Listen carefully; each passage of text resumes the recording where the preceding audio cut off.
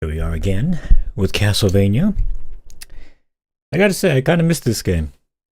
I really do like this game.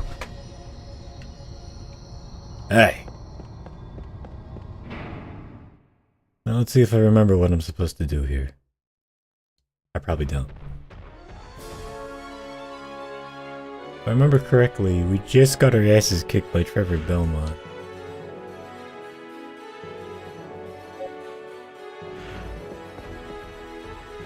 This way? Yeah. Well, we'll figure it out.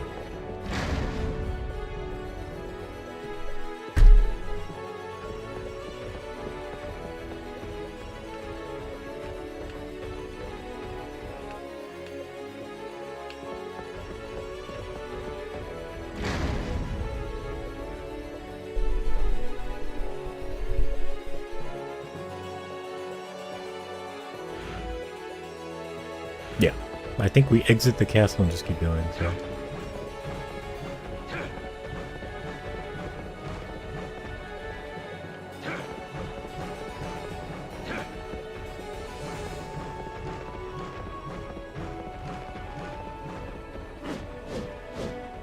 what the fuck?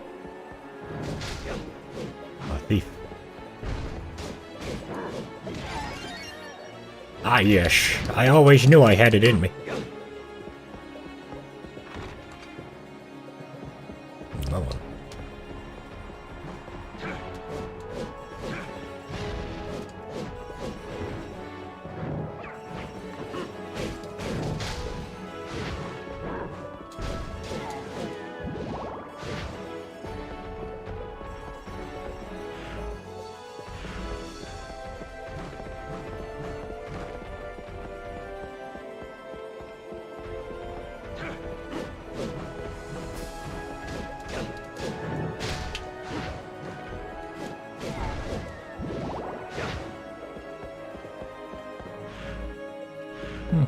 Apparently I've never been up here.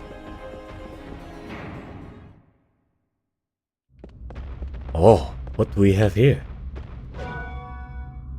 Innocence of the shining sun captured in amber will shine brightly for eternity.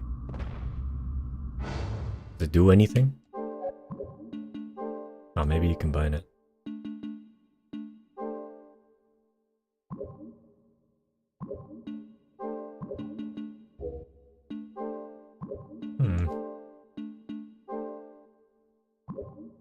You do the helmet. Oh, well, I guess I'll just do the helmet.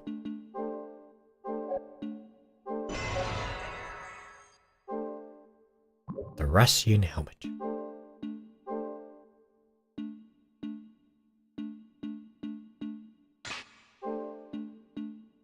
Oh, but the Gaelic helmet's still better.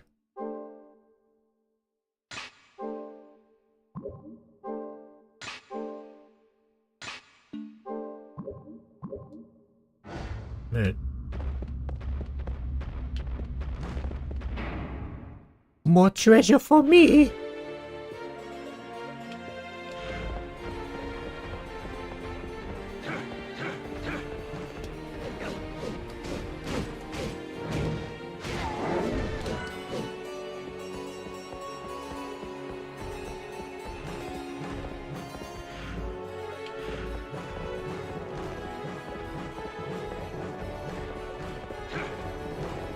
How's it going?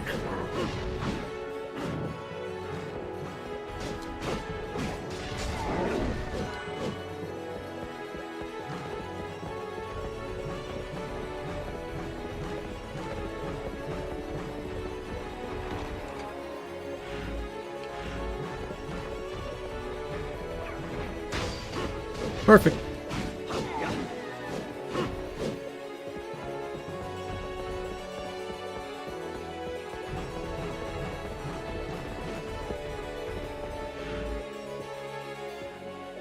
That one goes down to the thingy, but if we go in here, I think this is the teleport room? Yeah.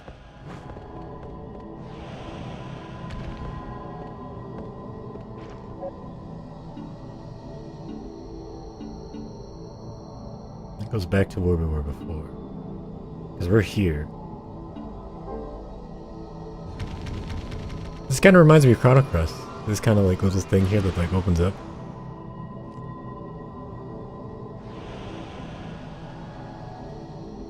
Oops.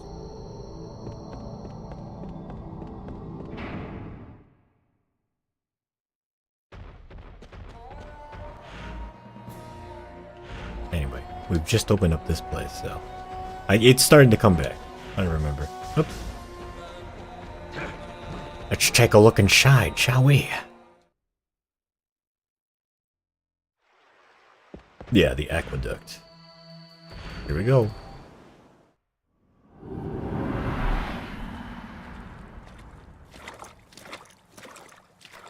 Ah, I'm pleased to see you are unharmed. Who the hell are you? Dead?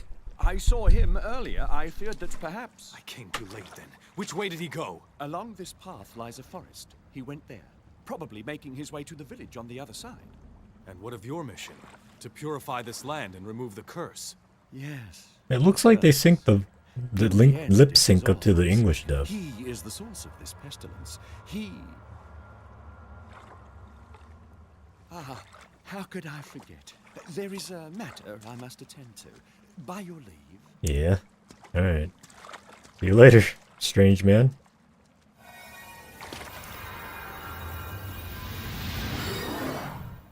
It's this motherfucker. It's you.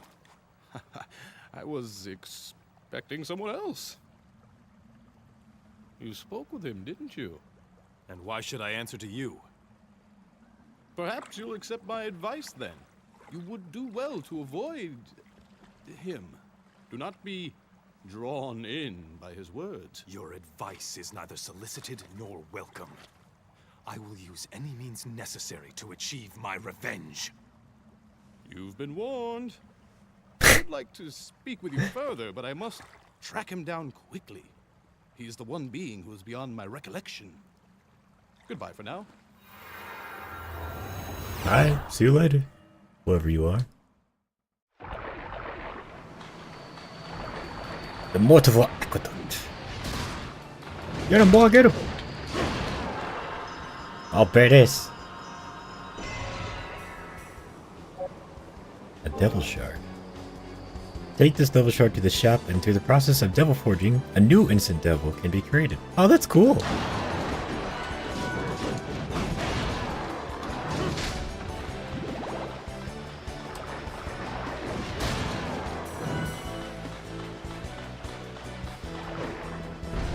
If I remember correctly, our boy Hector, who I'm playing as, his wife exploded or something, and he's trying to get vengeance for her.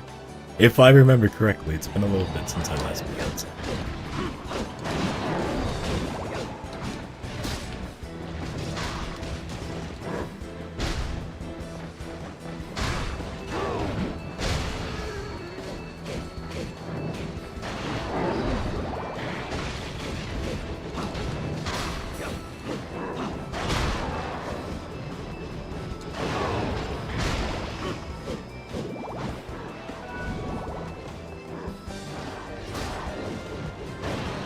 I think it's the special move to steal. Come on then. Yeah. 50 gold, I'll take it.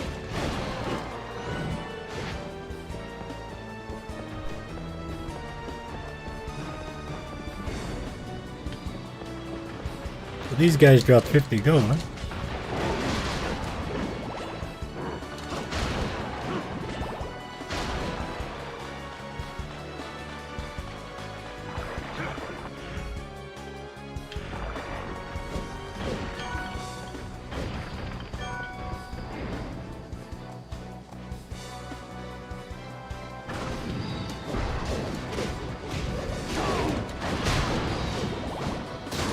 Nice. I really do like this game. Oh.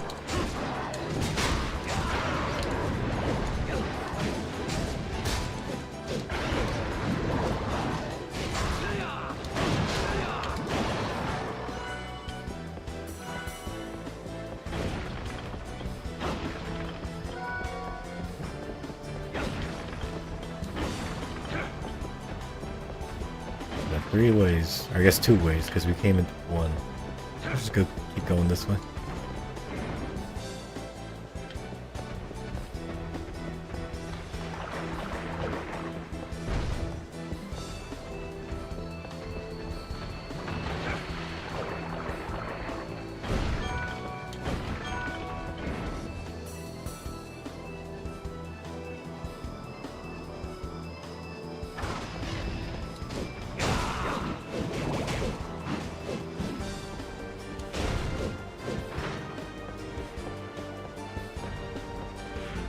Alright.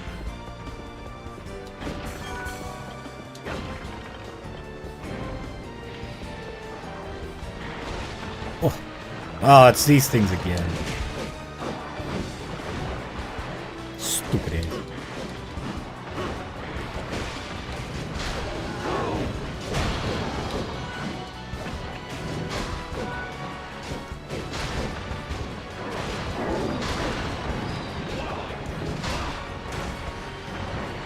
Jesus, I hate those things. I'm fucking cursed. Ah!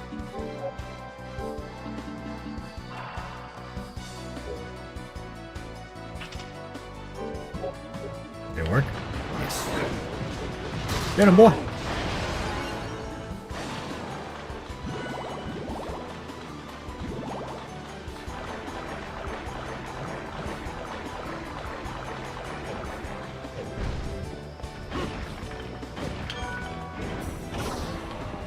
Back at it again. Hell yeah.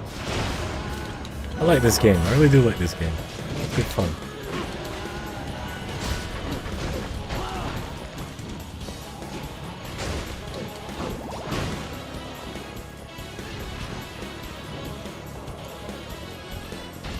Ah, steal from it! Gosh, things.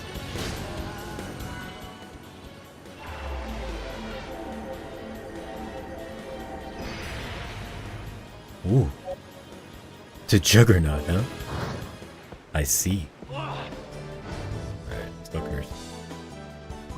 Looks like cursing is going to be the big thing here. Have to get a lot more uncurses. My little boy has turned into a juggernaut with a weird ass fucking face. I imagine his next special move will be like a supercharge. But we'll see.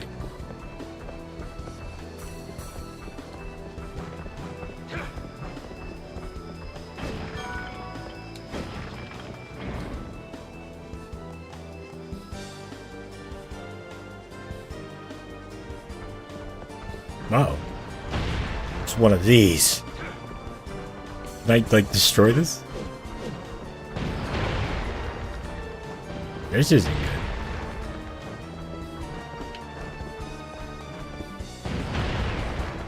Excuse me, fellas. Ah, there we go. Turned this no shooter. Hey, buddy. Now it's my turn.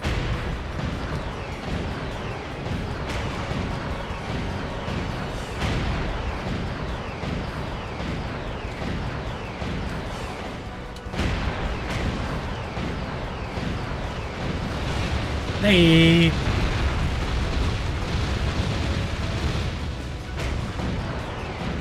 I like how it gives the X and Y coordinates over there on the bottom right.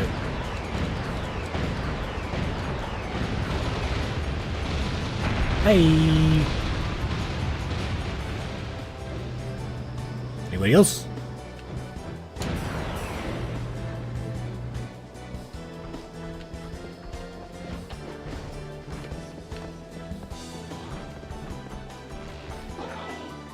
Gold, I'll take.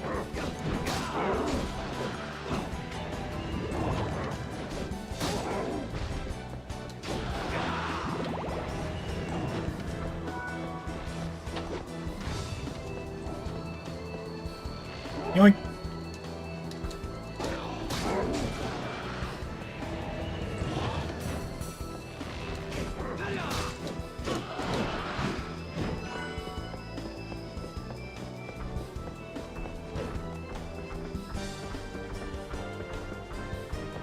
Do I have an air dash? Can I, like, actually get over there? Oh, there's some money down there. Oh, maybe I can like roll them. Maybe it's like a thing I have to get.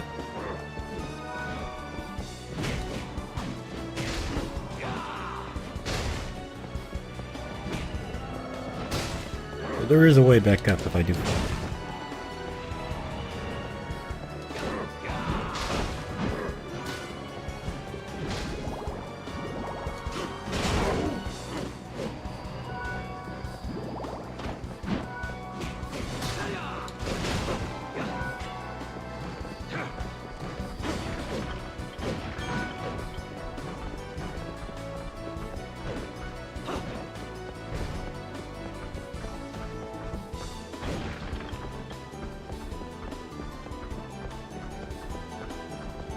I like the music.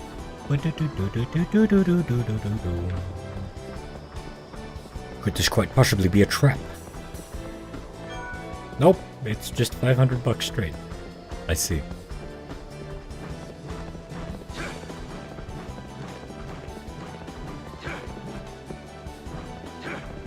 Yeah, maybe I get like a wall run ability, or maybe like a fly ability. Just can't do it right now.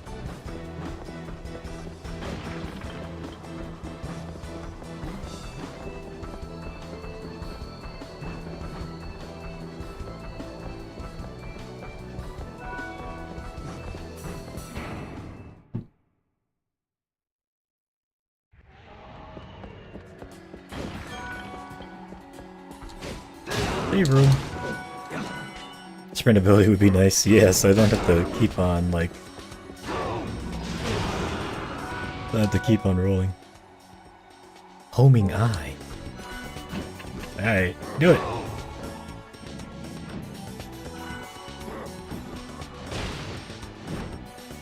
That's kinda cool, he summons his own little minions.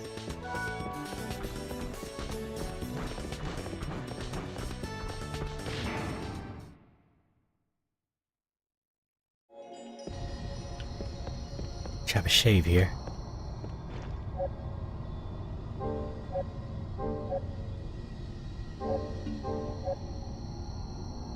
And I want to go back to the shop for just a second to see if I can make a new devil, because I got like a devil forge thing or whatever. So we'll register the memorial ticket. Then use the Julius shop.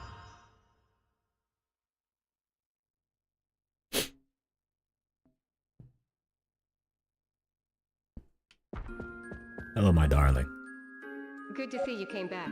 What can I do for you? Incubate a new one? Will that be all?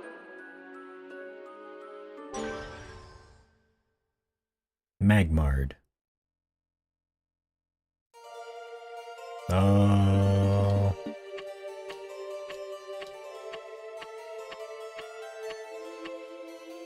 Fucking Carl. Alright, we'll go with Carl. Anything else?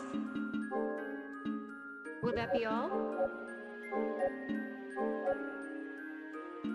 Will that be all? So... Will that be all? Please come again.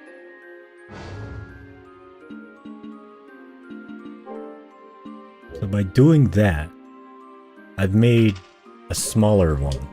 I've made the first generation of it, the Magmar. Good to see you came back. What can I do for you? Will that be all? Yeah, that one. So that's like level 1. So if I do this, if I ever want to restart... Because this Juggernaut is already like leveled up. This is like level 5. It's like a level 5 Magmar. So if I keep beating things up, it'll drop a Devil Shard, and then I can start from level 1, and then, like, train it in different directions. Okay. Gotcha. I understand.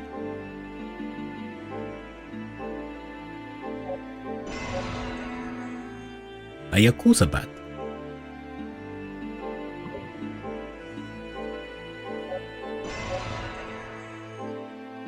Okay.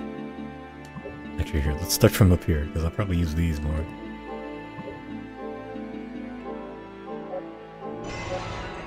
Oh, Naginta.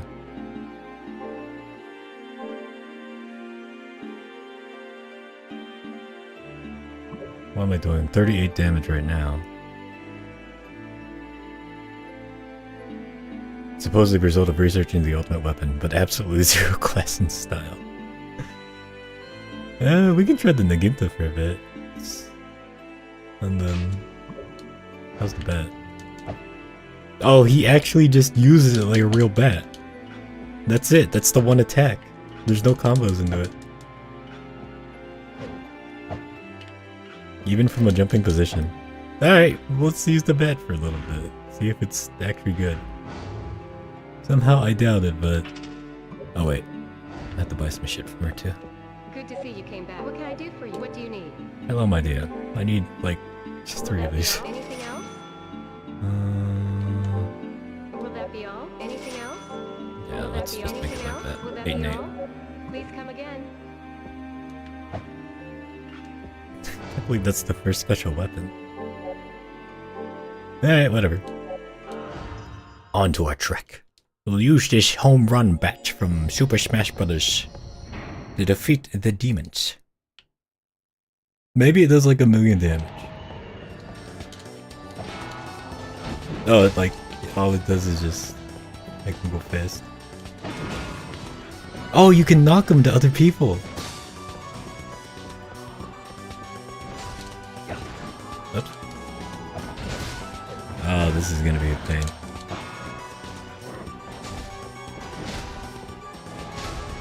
Hey, buddy. 50 gold. Yeah, so they turn into projectiles. That's kind of cool. But, well, thank you. Maybe I'll save that for later, huh?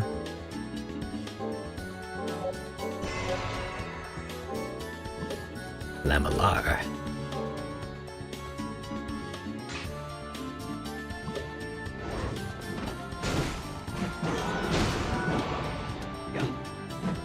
Yeah, so now we'll be upgrading him using greens. See how this goes. Yeah, terrible range. Range is not so good. But it turns him into projectiles, so that's kind of cool. I'm sure there's somebody out there that's like, that's their favorite weapon and they've like completely mastered the game with it. Oh, camera. Forgot how bad the camera can get in this.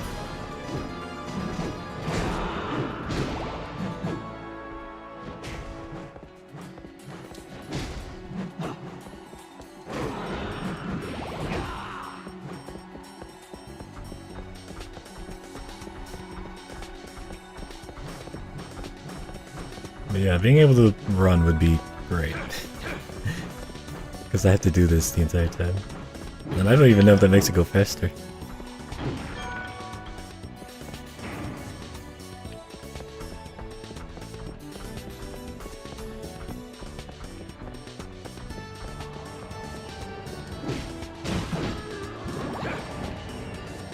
I can attack cancel, right? Yeah.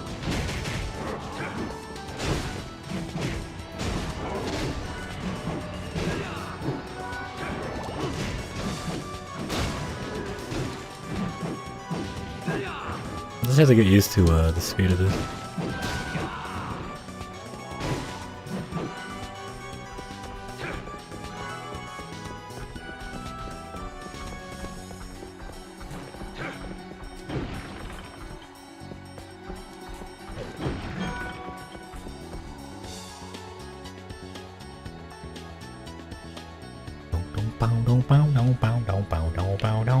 Oh, there's a new.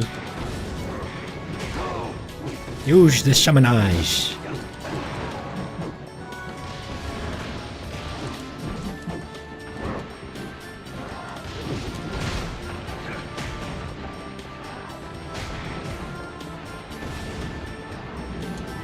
Hey.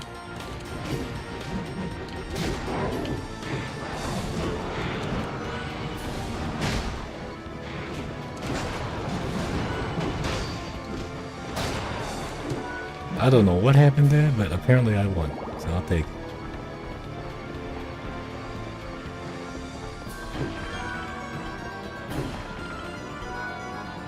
Actually,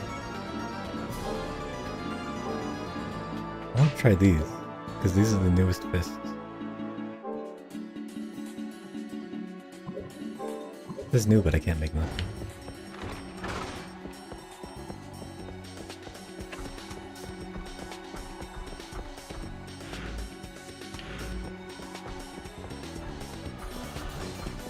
It's one of these guys.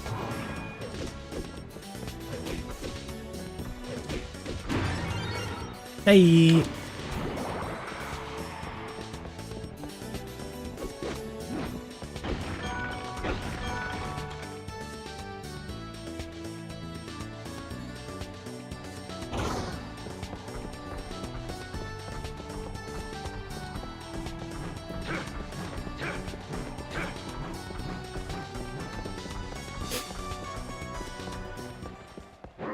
Oh no.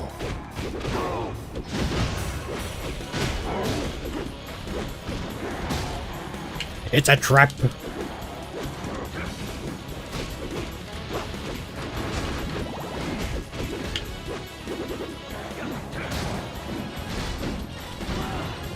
Jesus.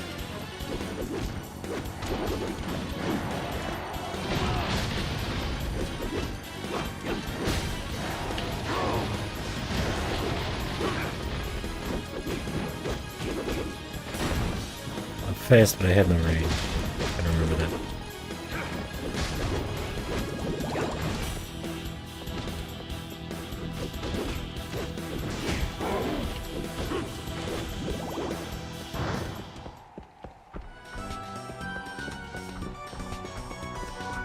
An ancient memory of times long ago.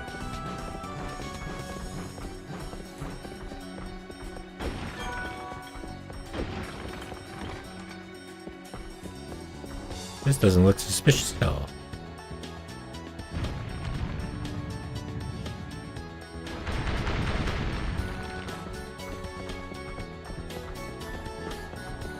Can I get some chicken maybe?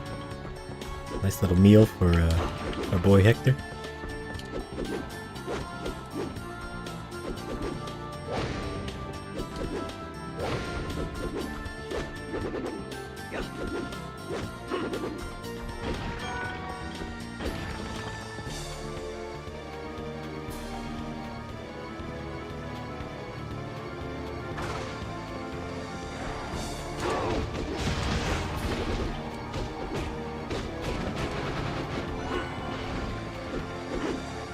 Oh.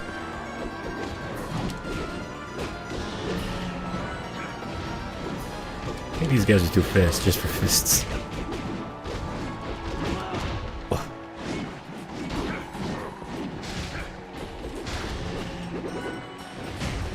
You got me running around everywhere.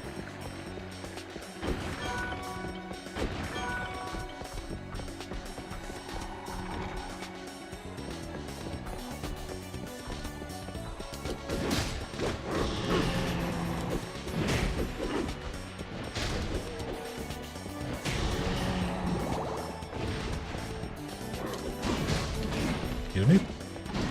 Oh.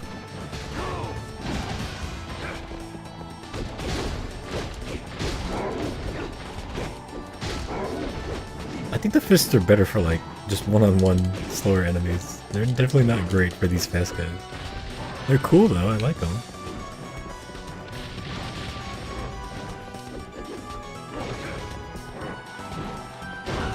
Oh.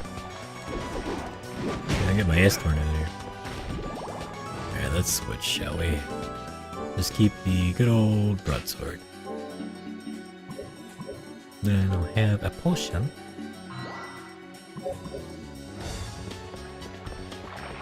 Hopefully you can find some chicken.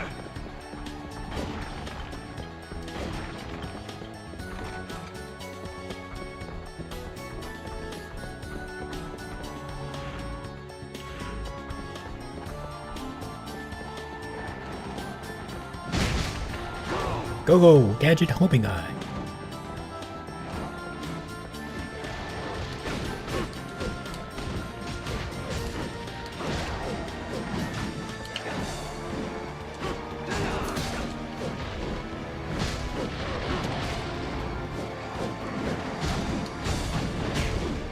Ah.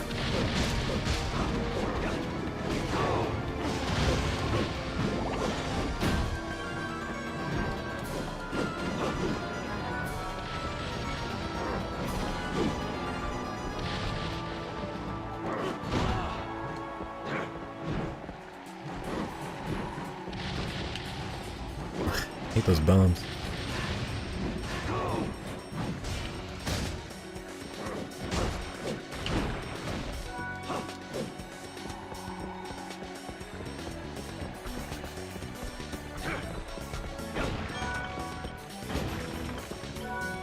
Don't mind if I do.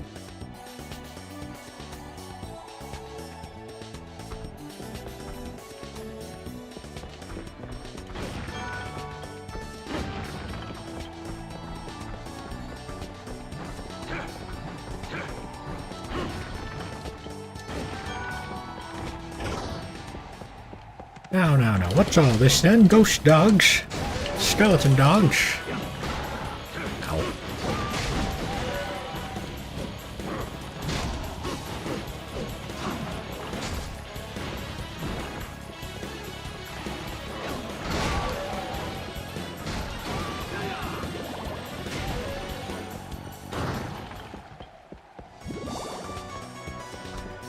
Not even worth my time.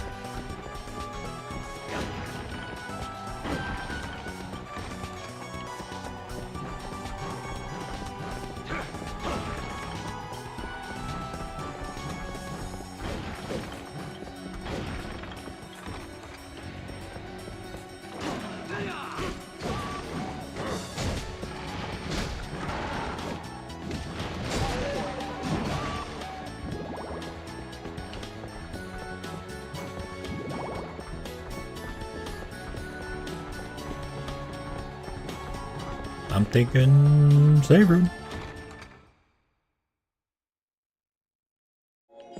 Ah, just in time.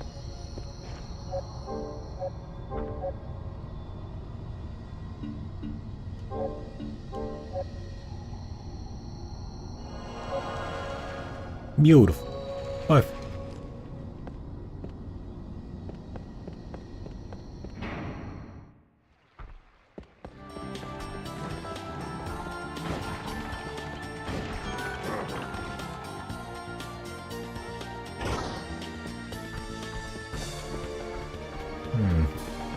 Probably shouldn't fall down there, huh? Unless there's a way back up. Yeah, probably shouldn't.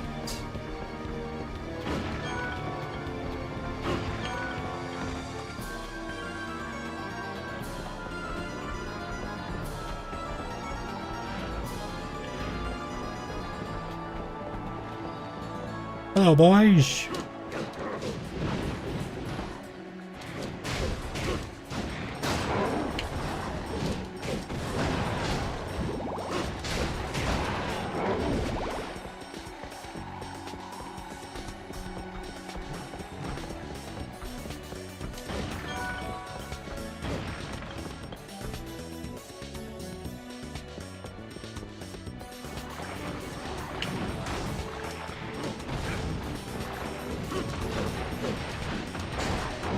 Ugh. This camera's not great in very tight spaces like this. Like long hallways, especially when you lock onto something. And like the camera tracks the thing, which is good. But then while it's tracking, it just goes everywhere.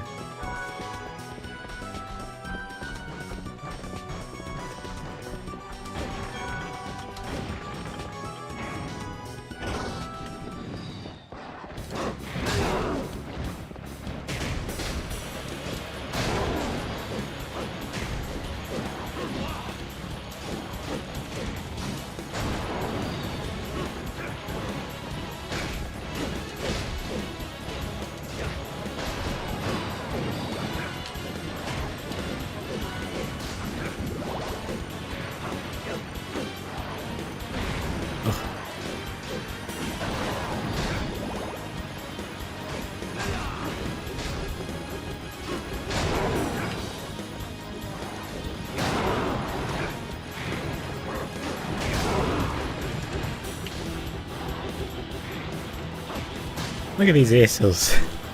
Just spinning around.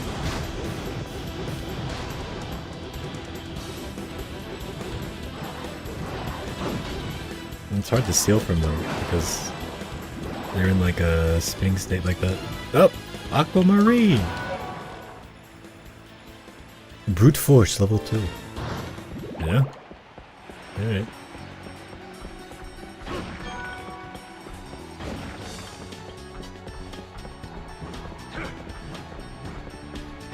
Something I can combine, huh?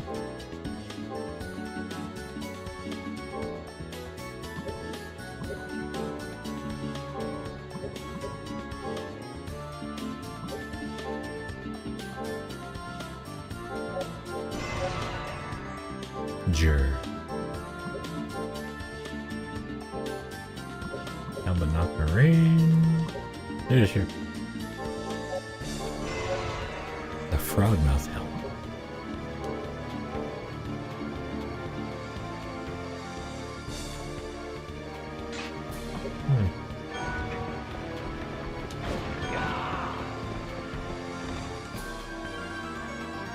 Alright, let's try using the new brute force. Brute force level 2 on the bad guy.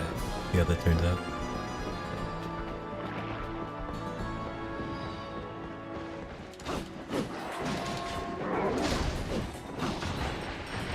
Getting close though.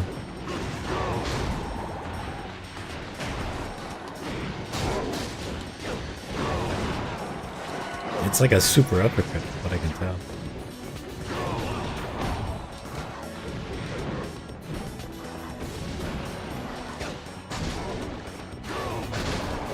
Yeah, looks like it's a super uppercut.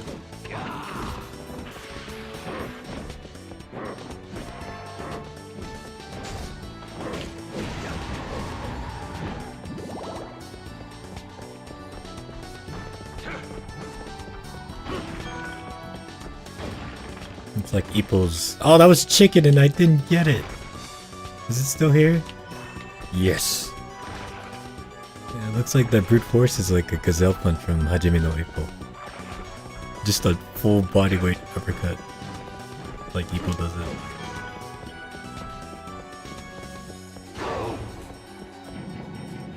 Get him, boy! Well, that works too, I suppose.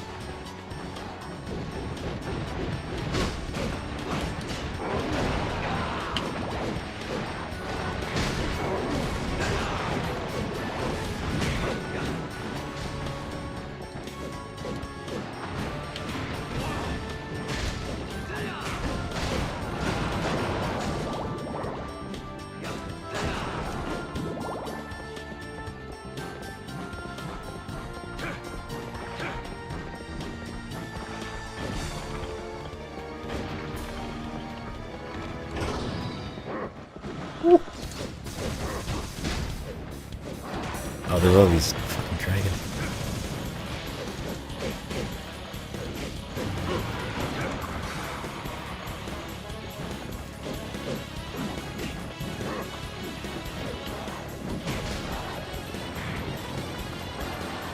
Ugh. Oh, locked on Y.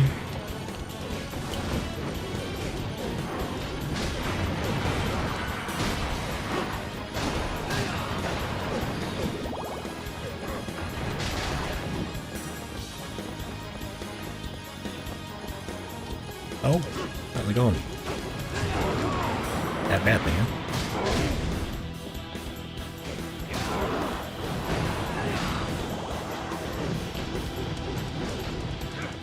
You fuck.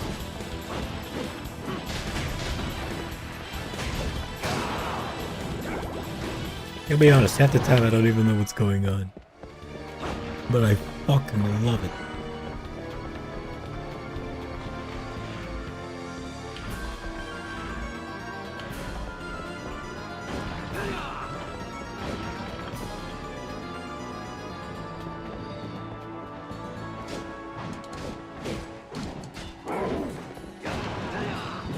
Ayesh.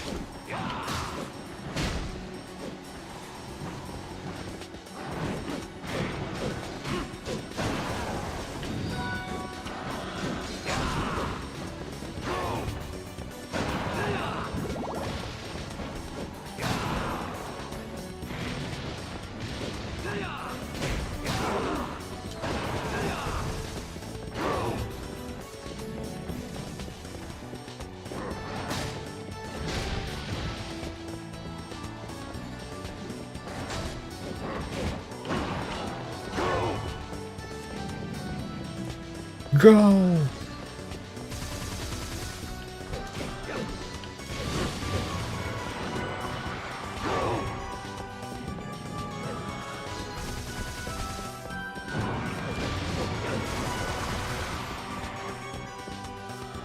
I can't even steal from them because they're so high.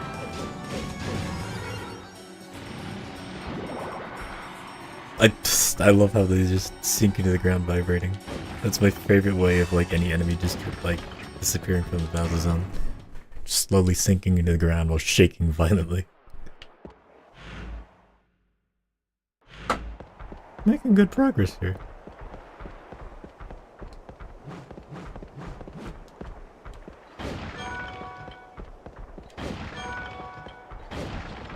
Already at the next save thing.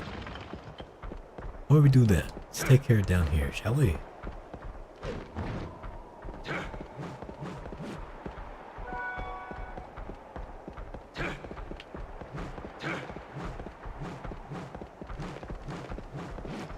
With these big open areas that only have like one like hidden thing in it, like you have to like wonder, it's like, was this supposed to be more? And they were just like, eh, it's not gonna work, just put something fun in there. Can't go that way.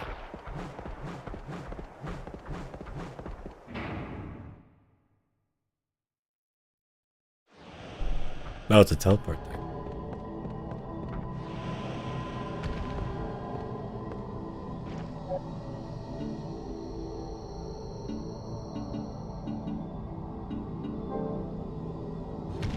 Go see Julia, shall we? Even though we just saw her. So now I should be able to teleport to the center of the aqueduct, no problem. Nice.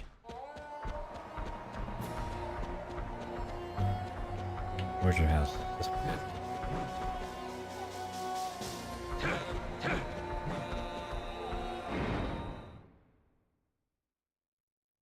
Save first. Or maybe not save, just recharge on health.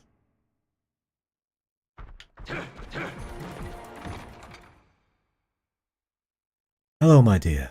How are you? Looking lovely as ever. Good to see you came back. What can I do for you? What do you need? I don't know why I talk in like a British accent, because Hector is not British by any means. Will that be all? What can I do for you? What will it be today? Change your mind, huh? What will it be today? Change your mind, huh? What will it be today? Change your mind, huh?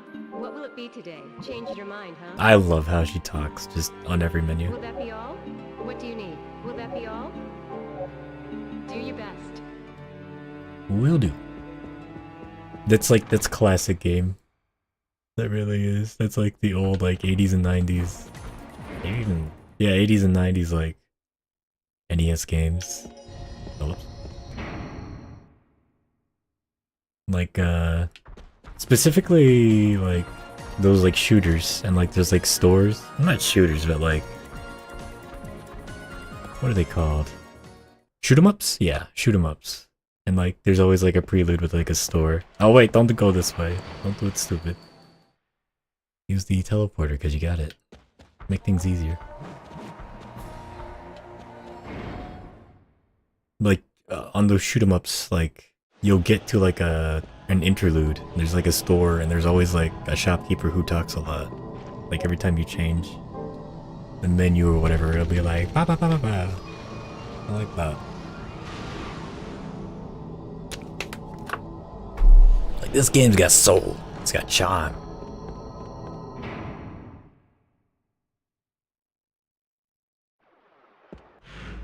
Alright. How we doing? Oh, there's the boss area. Alright. I guess we'll go fight the boss. Or I guess this is the save area here. I'll just save here. I'm already at the boss at this place? No, there's no way. I literally just got here.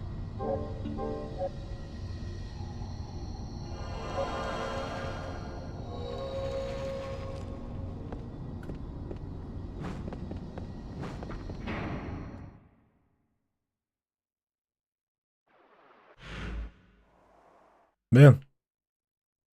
Well, I'm at 60%, so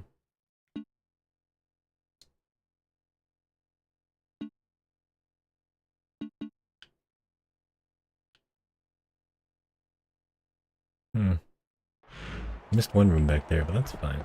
Alright, let's see what the boss is all about. I wonder if it's probably not gonna be Trevor again, right? Maybe it's Mr. Hoity-toity, Mr. Smug, like, oh, look at me, I know everything and you don't.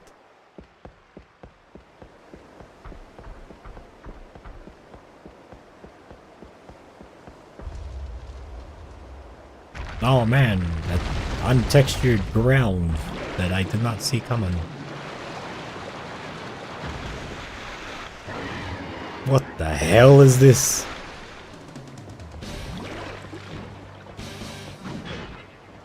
Good thing I got one of these. Get him, boy.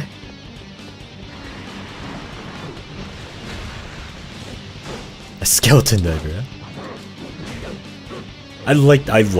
I really do love the boss fights. They're so good.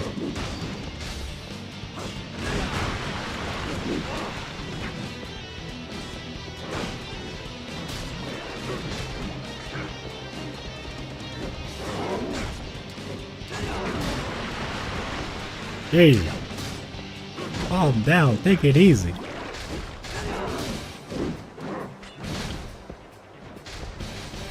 Get him, boy.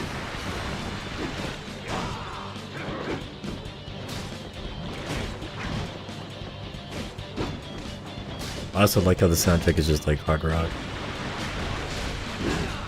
Jesus.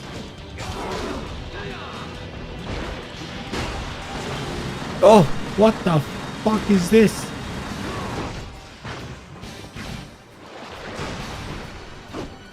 Didn't see that one coming.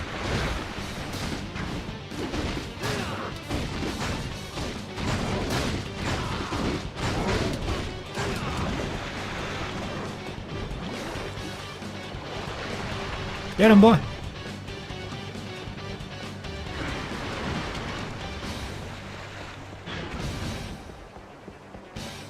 I see how you want to play this.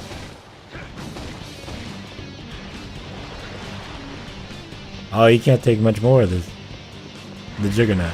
Oh no. I might have to switch over to Lulu, the little fairy.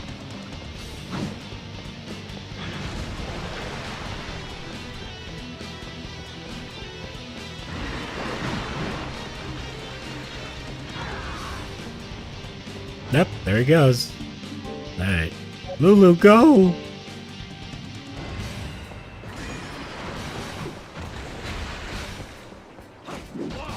Oh, shit.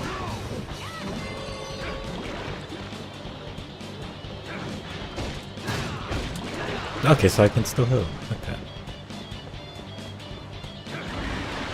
Where you at? Where you at?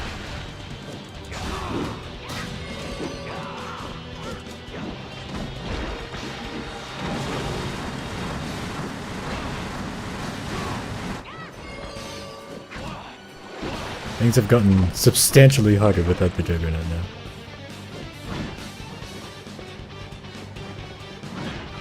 Come here so I can kick your ass.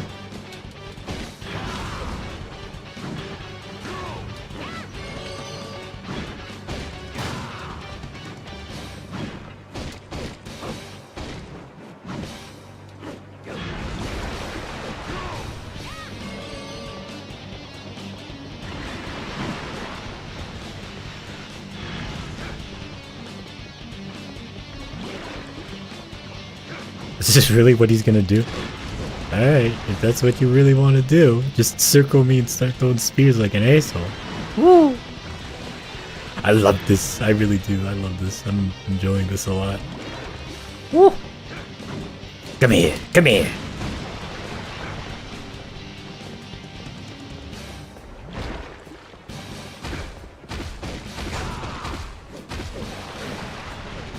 Strange move.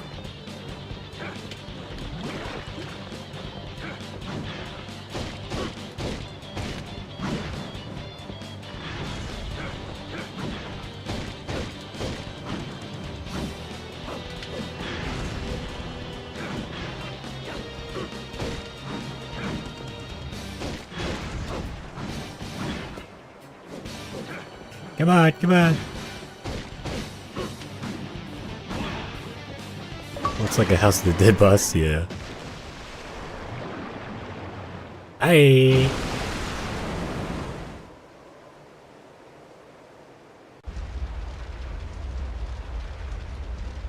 The vibration!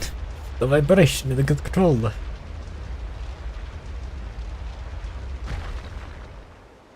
That wasn't bad. That is.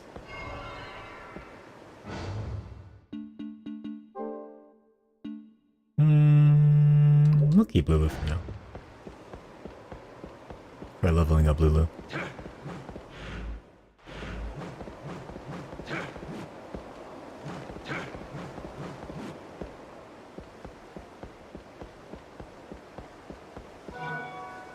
Spirit of Fuji, a godly material from a distant mountain in the east, prized for its use in many different weapons.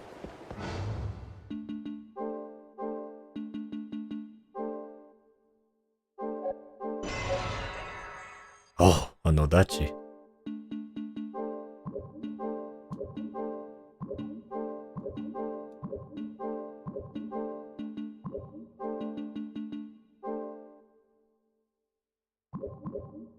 I'll take the Nodachi.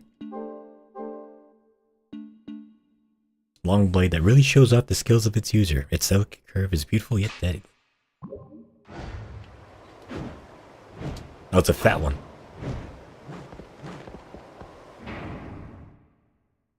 Looks pretty badass. Oh, nice! I get a new devil. Looks like a dragon.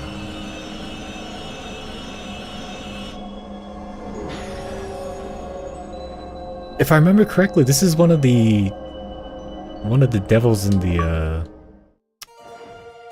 what do you call it? In the demo, in the jam pack demo that I played as a kid.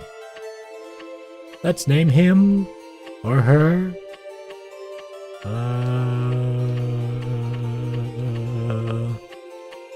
Something crowy, something noiry. Tiffany. Tiffany would be perfect. Amy, Maury, Tiffany.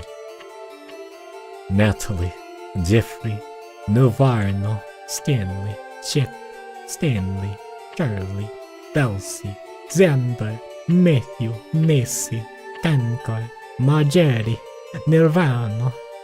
We'll name him... We'll name you... Spaghetto. Perfect. Bird types. Move freely in the air. Glide ability allows Hector to grab on and glide over obstacles, almost like a hang glider.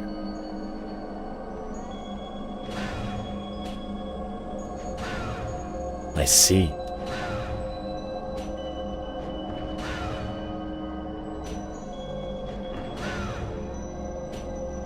I wonder if it's able to attack too. I guess we'll find out. That's it. We did it.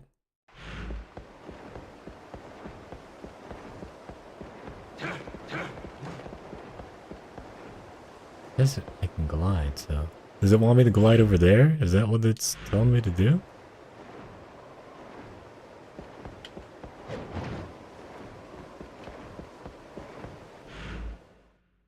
Because there's like a thing over there that's like...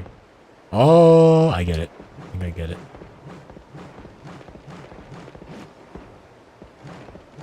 Maybe it's not the... Well, maybe it's the crow, because I remember like the bird thingy in the demo. It was shooting out like bones or something out of its eyes as one of its attacks. Well, I guess we'll find out. And it doesn't use any health when you do that, so that's good.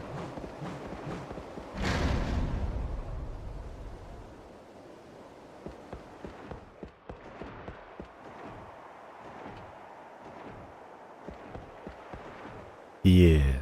Oh! That's how we get that chest from way back when, too. Oh, but how far back was that, though? That's fine. Here, we'll save here and put a memorial ticket. So that we'll go get the chest and we'll teleport back here.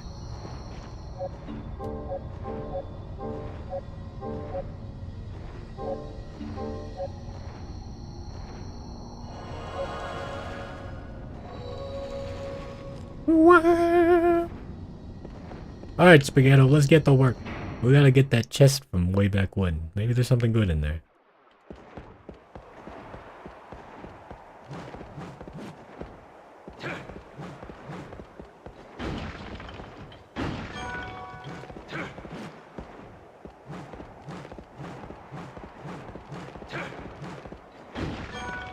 I love this game. I really do. Hello, boys. Yeah. Look, it can't attack. It just launches itself at it.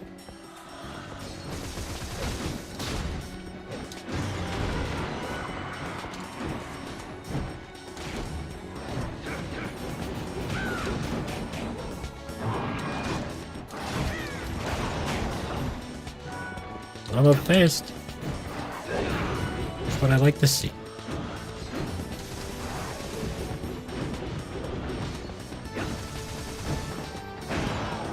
It doesn't. Oh.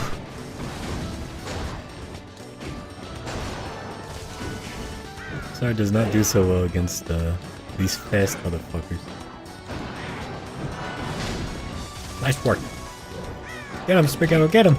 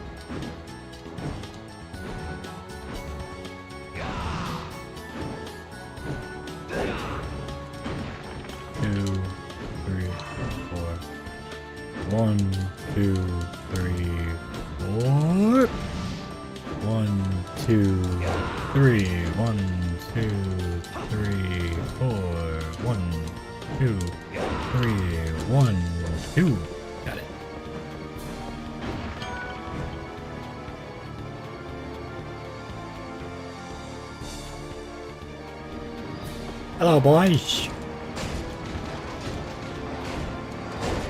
Look at it go! Look at Spaghetto go!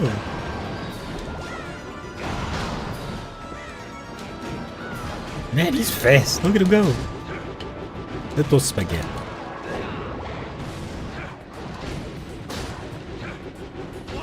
Ah, you fuck.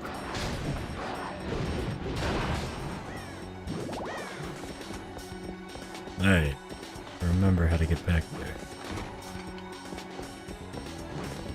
Now give Spaghetto some time to level up.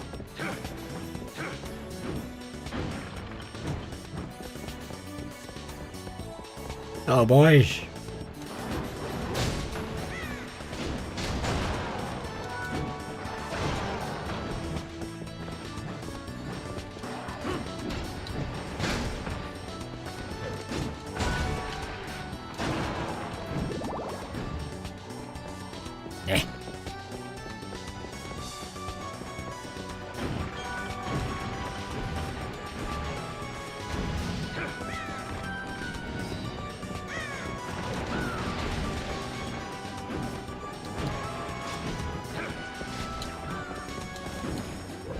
I just have to remember I can cancel the attacks by rolling. Because sometimes I forget.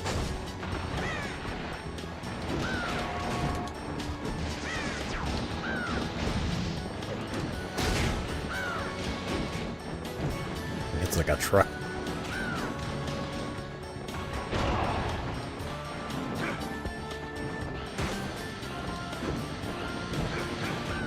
Get him, Spaghetto! Oh, what the fuck?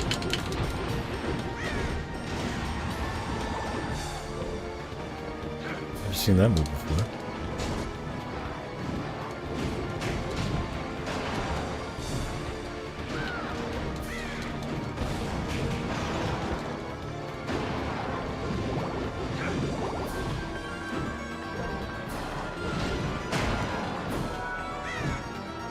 Hey, could have been worse.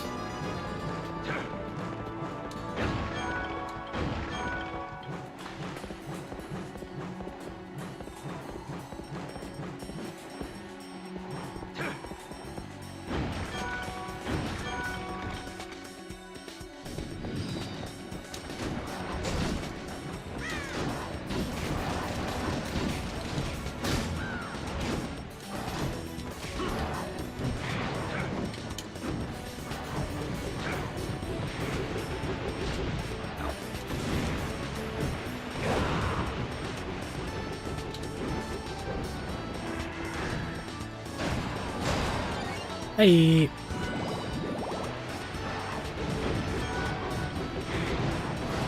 There's still more.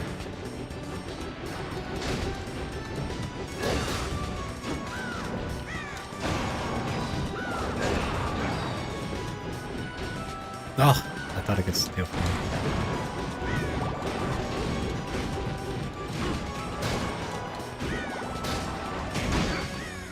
Perfect.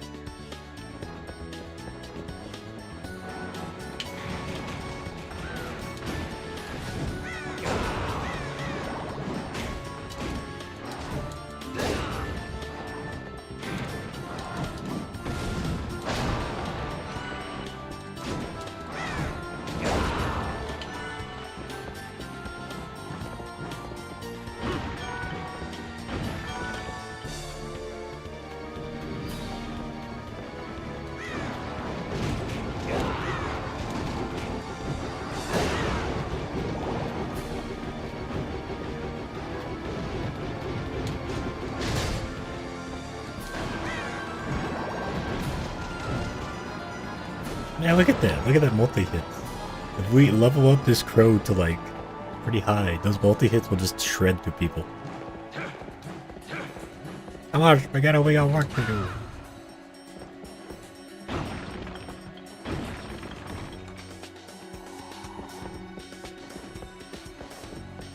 What's down here? Oh, can't even go down there.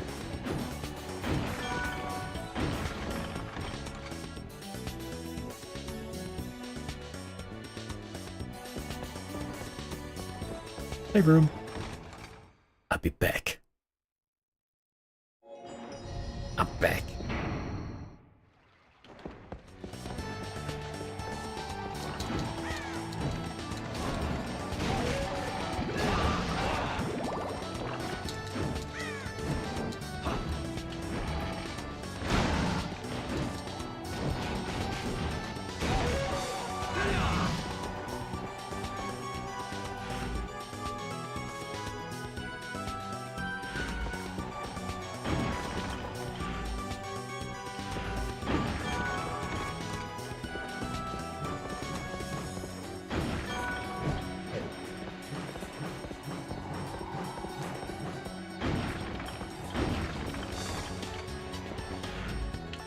Keep on trying.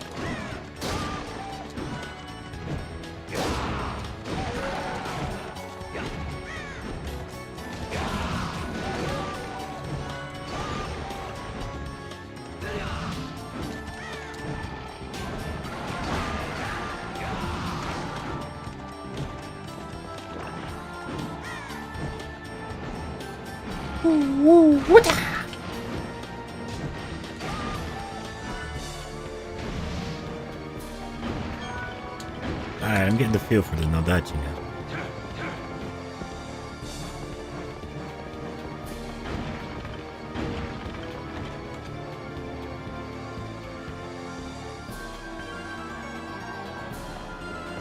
Oh, boys.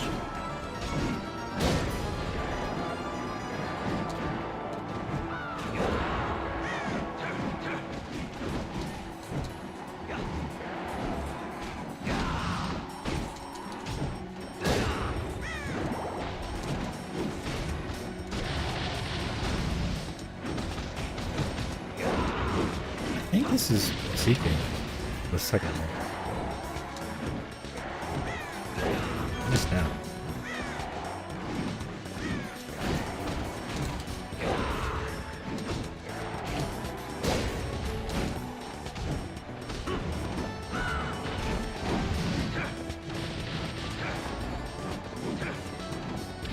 These stupid ninja cleaver skeleton things.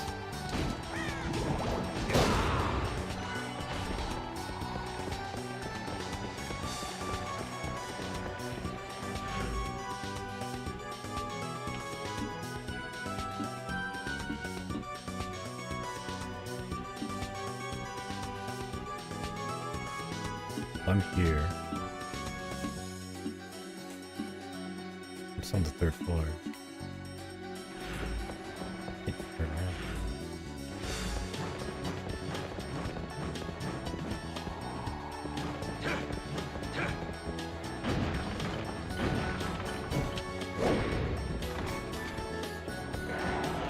Am I just here?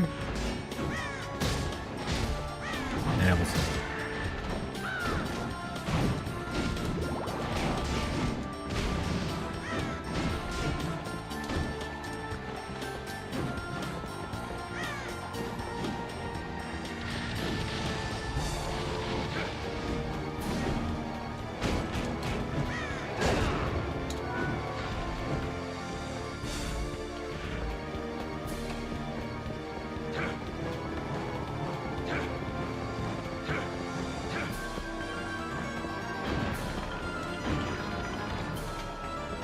Here.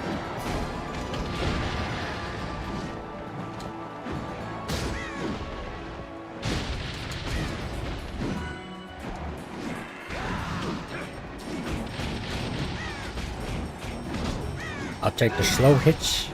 You take the fast hitch, Spaghetto.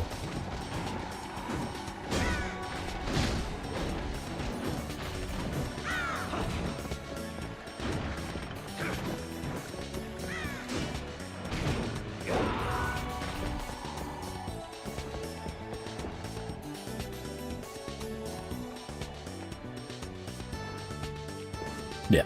Alright. We're on the right track here.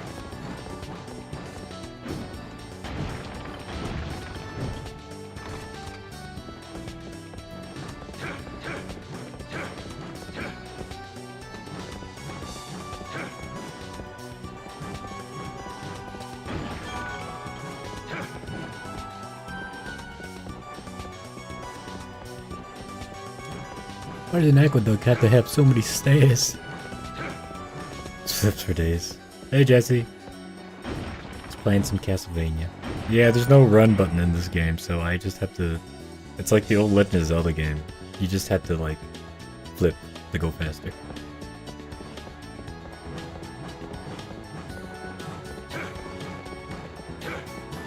I'm just going back to get some treasure, now that I have a new ability. This bird, his name is Spaghetto. If I hold on to him, I can glide over long distances. We're gonna go back and try and get a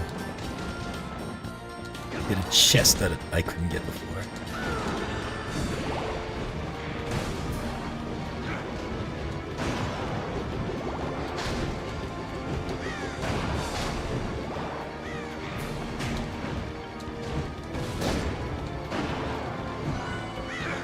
Also, the camera in this game is not so great. Especially since, like, it's tight spaces, and when you lock on, your camera swivels, of course, as a good lock-on camera should, but inside the tight spaces, it just kind of disorients you, so that's gonna happen a lot here. I wish my pet did that. Yeah, you just have to go somewhere and just be like, alright, let's go.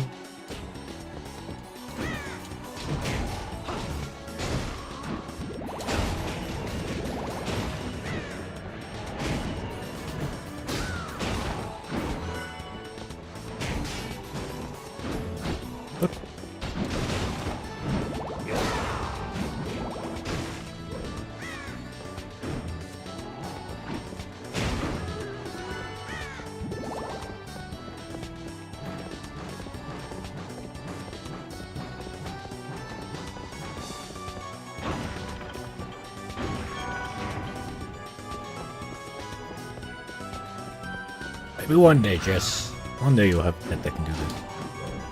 That'll be the day.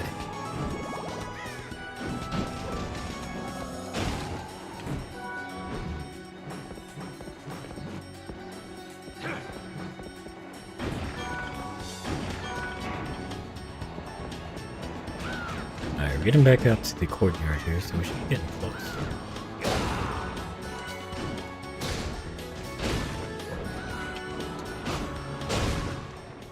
Hey! An evolution. Spaghetto. Oh, this is the one! The Skullwing. Yeah, this is the one from the Jam Pack. The demo that I played as a kid. This is the one.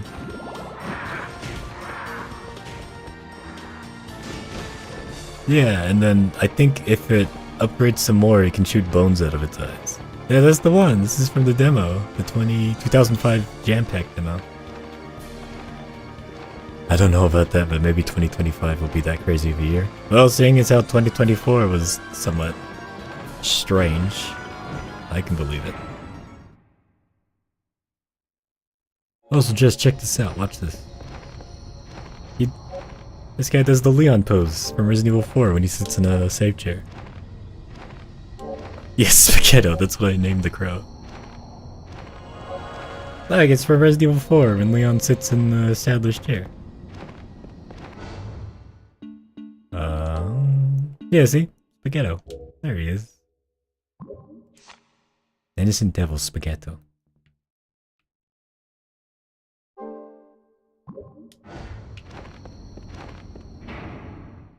Incidentally, let's see. Like when you go through like doors and stuff, it's the same noise from Resident Evil 4. I think they use the same stock sounds. I still haven't finished Professional, to be honest. Well, to be fair, Professional is... It's for professionals, as it says. There we are, that's where the chest is. When I had the game... Because I first played Resident Evil 4 on PS2. And, like, I was so afraid to do Professional because I was like, what? It's like 15, 16 at the time? And, like, I played Professional once after getting it, and it was, like, the hardest thing, and I was like, yeah, I don't know if I want to do this. So, I didn't actually beat Professional until I was, like, 18? 19? Maybe even 20. But I was like, you know what? I gotta be a man, I gotta beat this on Professional, and I finally fucking did it. But it definitely was a hard run, that's for sure.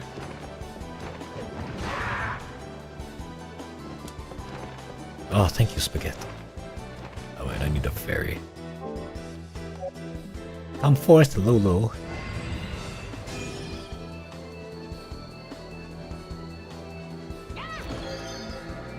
Nice. Wearing this, all experience earned will go to your innocent devil. Oh, so I don't get any experience, but the devil does. I mean, that's like, makes it easy to level up the thing, but I need the experience too. And nothing. Lum, how relatable. I'm procrastinating because I know the Arena of Nights attacks. Oh, you're there? So something funny about the castle is that even to this day...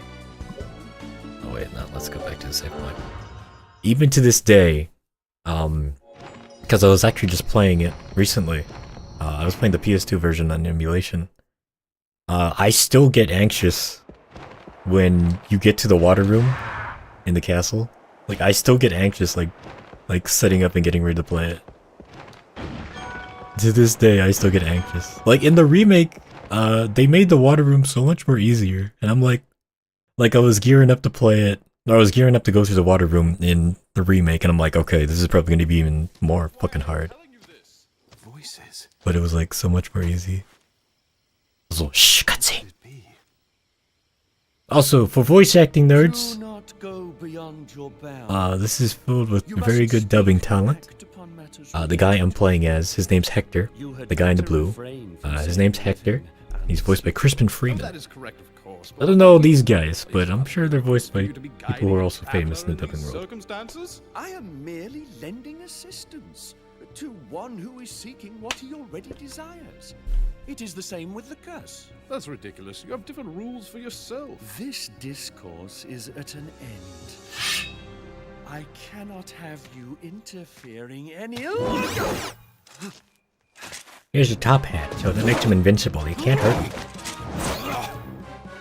I will keep returning until the day you finally surrender.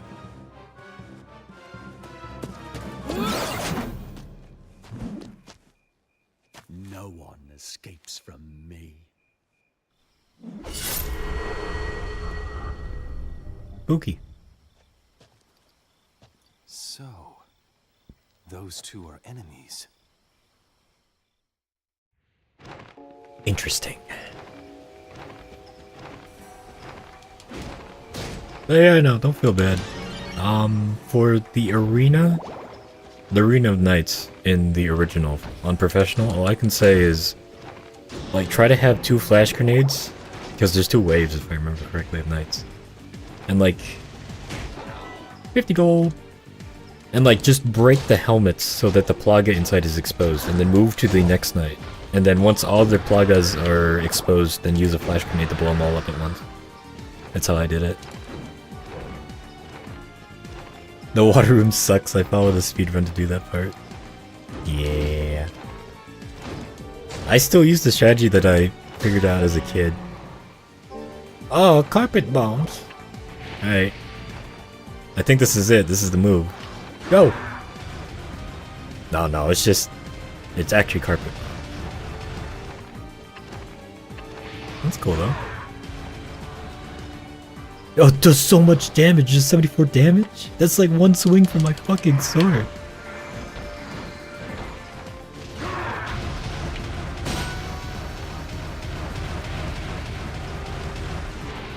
But what I was saying before is, so in the water room, there's that section behind, like there's the staircases that go down, and then there's that room with the 2 platforms. What the fuck is this? Look at this! There's that platform with the 2, the room with the 2 platforms you're supposed to stand on. This fucking sucks. Alright, you fucking take care of it, Spaghetti. There's a room with the 2 platforms you're supposed to stand on. And I just kind of go in there and I turtle for like a while. Because there's like a definite point. Like the red guy will follow you in there. And he's the one that like spawns all the shit, so you at least want to wait till he gets in there and you kill him. What the fuck? But I just turtle in there for a little bit, and then I peek my head out sometimes to spawn in the rest of the enemies. And then once that's all cleared out, I go out there, do the crank, and then I immediately throw either a incendiary grenade or a flash grenade to stop the guys with the sights, because those are instant kills. And then you just keep pushing. And then of course when you gotta defend Ashley, just make sure you have a lot of rifle ammo. And preferably the semi-automatic rifle. I think I've only done it once or twice with the bolt action, but the semi-auto is definitely a lot better. And you also want to have a lot of shotgun ammo, because while you're helping out Ashley, there'll be like the monks and ganados that'll come at you and like sneak up on you. But yeah, it really is just like have a lot of ammo and just a lot of guts, because the water room to this day is one of the hardest things I've ever encountered in a Resident Evil game. I have a high respect for it. Poor Ashley, I am more of a danger to her than the enemies themselves. Yeah, like when she gets carried away, sometimes I forget not to use the shotgun, and I completely just blast her.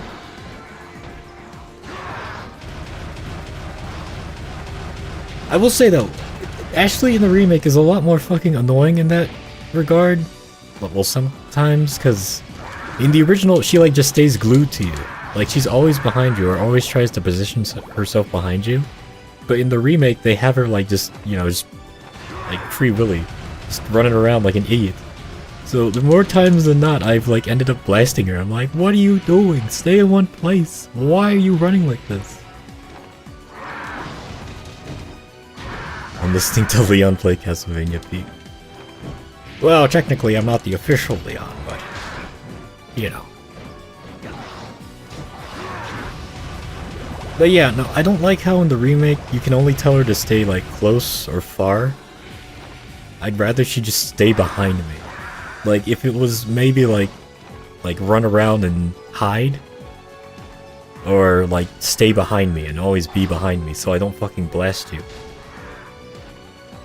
Like for all the good things that the remake did with Ashley, like I will admit she was cute. She was very cute. I did enjoy like actually like interacting with her. I didn't like how Leon interacts with her. Like, Leon is kind of just like, alright, shut the fuck up, you're a package. Like, I'm just here for business.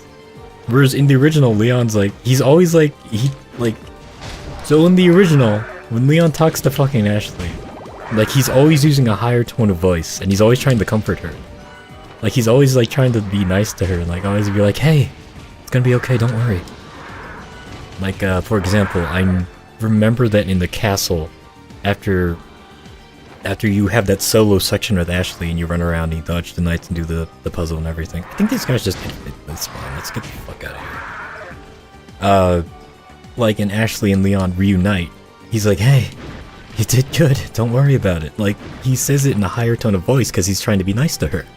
But in the remake, it's just like, hey, how's it going? Shut the fuck up. Let's get fucking moving. I'm like, Leon, be nice to the girl. Like, Jesus Christ. Yeah, the whole stay back function simply does not work. She just runs straight into danger. I know! She's always in the way, and then I blast her with my shotgun. I'm like, why are you there? Don't be there. I'm like, I'm in the middle of the heavy combat here. I'm fighting the controls, I'm fighting the bad guys. And then she's like, oh hey, by the way, I'm here. And I'm like, I just threw a grenade there, don't stand there. And she dies. Or she's like, yeah, there's a revive function. She's like, help me up. And I'm like, you dumb bitch. Why are you like this? He was really sweet to her.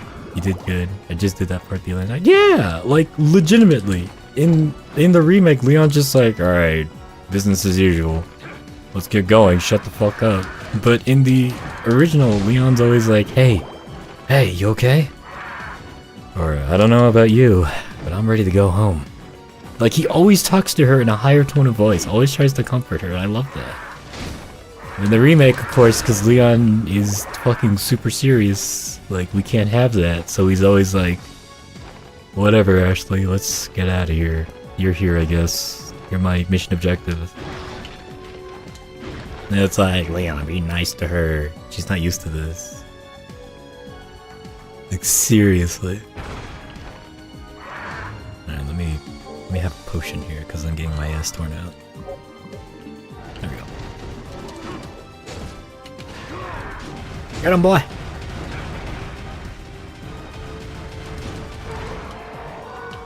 Man, this carpet bomb is fucking badass.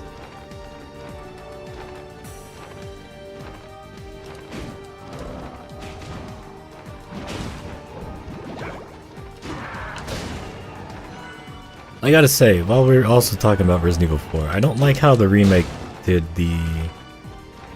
they switched it over to like crosshairs instead of laser sights. Like, Resident Evil 4 is a game, like, it's an okay, so for the original Resident Evil 4, it's an arcade shooter, right? Everything is all about high risk, high reward. Oh, I love that. That looks so fucking badass. It's all high risk, high reward, especially since Leon is quote unquote clunky with the tank controls. He's clunky to a degree, like his movements, like, cause you know, he can only like rotate like a tank, and go forward and backward. But you still have like a high degree of like attacking. And when you aim down sights, when you actually like attack, you have to commit to it, cause Leon stops, you can't move and attack at the same time. And this is all on top of having to use the laser sight to precision target different areas on an enemy's body. And if you aim for specific areas, namely like the legs and the head, you can follow up with melee. And you know, that's how you do combos, that's how you conserve ammo, and like there's like a whole like loop to it. There's a whole like loop to it. But in the remake, like Leon's fucking fat, right? Like he moves like he has inertia. You have to wait for him to finish animations. And he has no invulnerability frames. The only time you're invulnerable is when you parry. Like in the original, when you did melee, like you shoot him in the head, then you go in for the kick, and during the kick, Leon is completely invulnerable. So if you're surrounded, not only will it clear the area around you, but if, like say the chainsaw guy attacks you, you're still invulnerable, that won't hit you. Whereas in the remake, like you're surrounded, you use the melee, you shoot someone in the head, you use the melee, you're not invulnerable. So like Leon could be like, his fucking foot is in the enemy's face, and then like he'll still take damage, and then he'll stagger, and then it's just compounded by that. But going back to the crosshair thing, like using the laser sight and being able to precision target things is like it's a big part of Resident Evil 4. And with the crosshair, there's like a random chance. It's like you're shooting with RNG almost. There's like a random chance that it won't hit, even though the crosshair is right on the enemy's face. So it's like, unless you're using the Silver Ghost or one of the pistols with the laser sight mod, like it's all up to random chance. So if you're surrounded and you have to shoot someone in the knees or shoot someone in the head to trigger like the kicking animation, like there's like the added chance of like it not even hitting, even though you're aiming for the head, and I don't like that. But I do know that there are some people who are trying to make a laser sight mod for Remake 4, so maybe after that's completed, if it's ever completed, I'll play it again and be like, oh, this is the remake.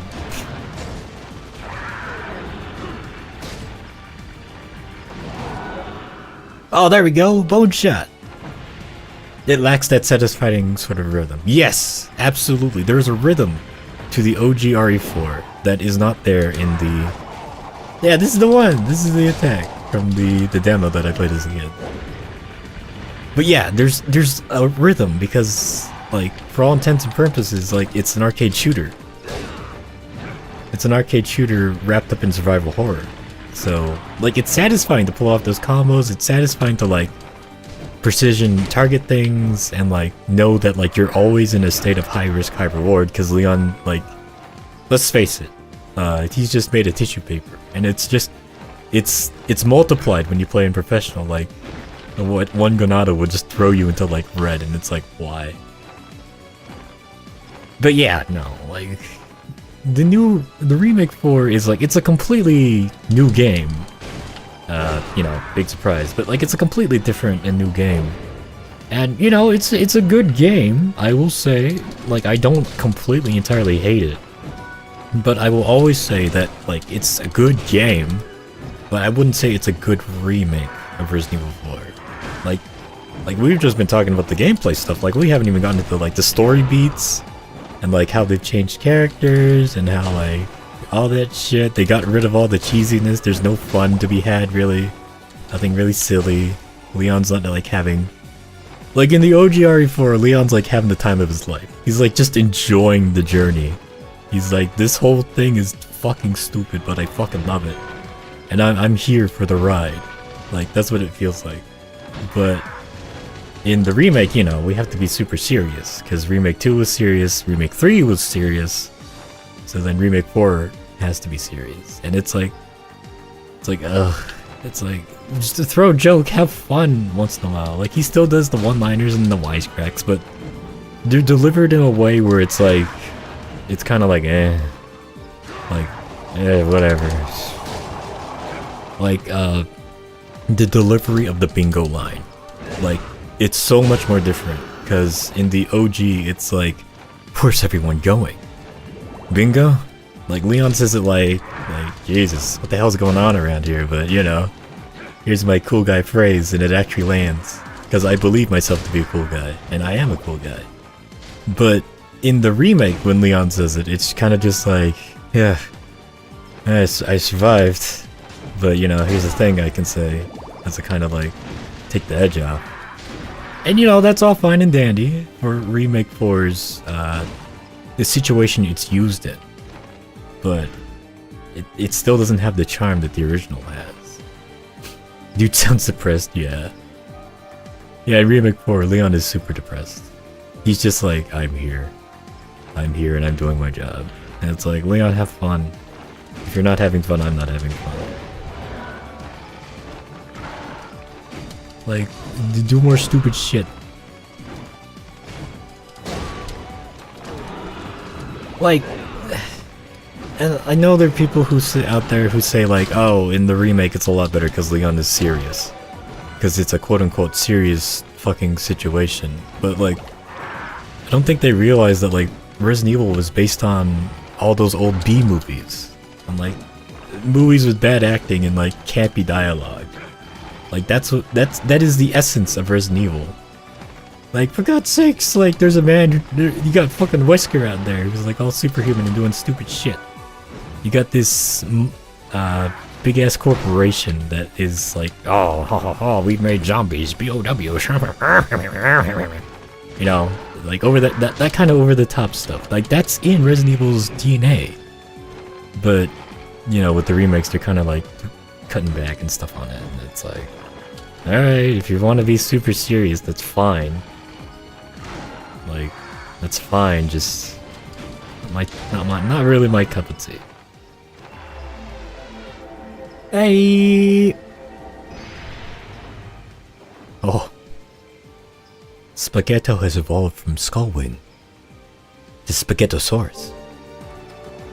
I love this bird, I really do. It's probably my favorite devil in this game. Yeah. So, I will always and forever will love the original more than the remake. But, you know, I still I respect the remake for what it did. It's just not for me. Oh no, that does so much damage. Oh Jesus, that killed me. Ah, fuck. I have to go back all the way to the save. Oh, that's Castlevania for you. But yeah, no, like... OG will always be for me. Damn it, we just got fucking Ringosaurus. That's fine. Now, the $1,000,000 question now is what are they gonna do next? I know they're doing Resident Evil 9 now. Wonder how that's gonna go. And according to the rumors, it's supposed to be Leon and Jill. That'll be interesting. I wonder how they're gonna do it all. I wonder if like they'll do like what I did in The Perfect Pair and then like, aha, they were dating the entire time. They were lovers the whole time.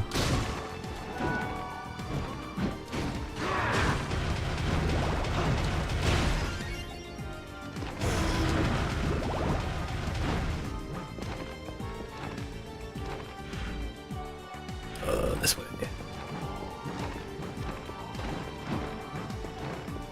I also wonder if they're gonna remake 5. And if they do remake 5, will they remake 6? And what will they change? Now, of course, this all hinges on them remaking 5. And 5 has, in this, let's just say in this generation, 5 would be interesting to do. Let's just say interesting. For, you know, a multitude of reasons. Hey! Get him, boy!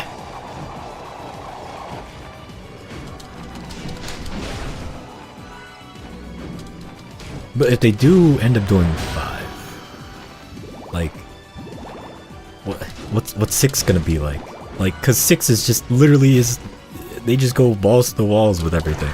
That's when they kind of took it a bit too, they went too much with 6. Like, can you imagine like a serious 6? Like, how will they do that? I'm interested in seeing that more than anything. I don't want to remake 5, but I do want to remake 6. Yeah, I can agree with that. Resident Evil 5 is still fun to play to this day, especially if you have a friend to play it with. I think I've gone through it 2 or 3 times, and each time was with a friend. I actually should try it just playing it by myself. I heard that Sheva's AI is she kinda just eats ammo though, so we'll see. Maybe I'll get a thing where she has infinite ammo.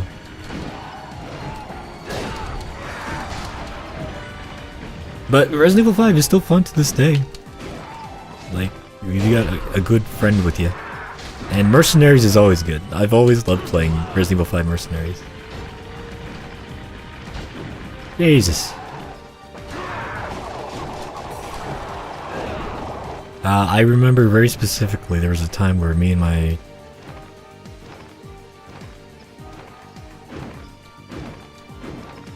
It's very strange. Why is there like this high detailed stump here? There was a time I was playing with my best friend Joe, and we both selected Barry Burton from Mercenaries, and we got like the highest score. It was like a triple S or whatever the highest score is. Fucking Barry is so good in Mercenaries. I love Barry. And he has all the cheesy lines from the original games.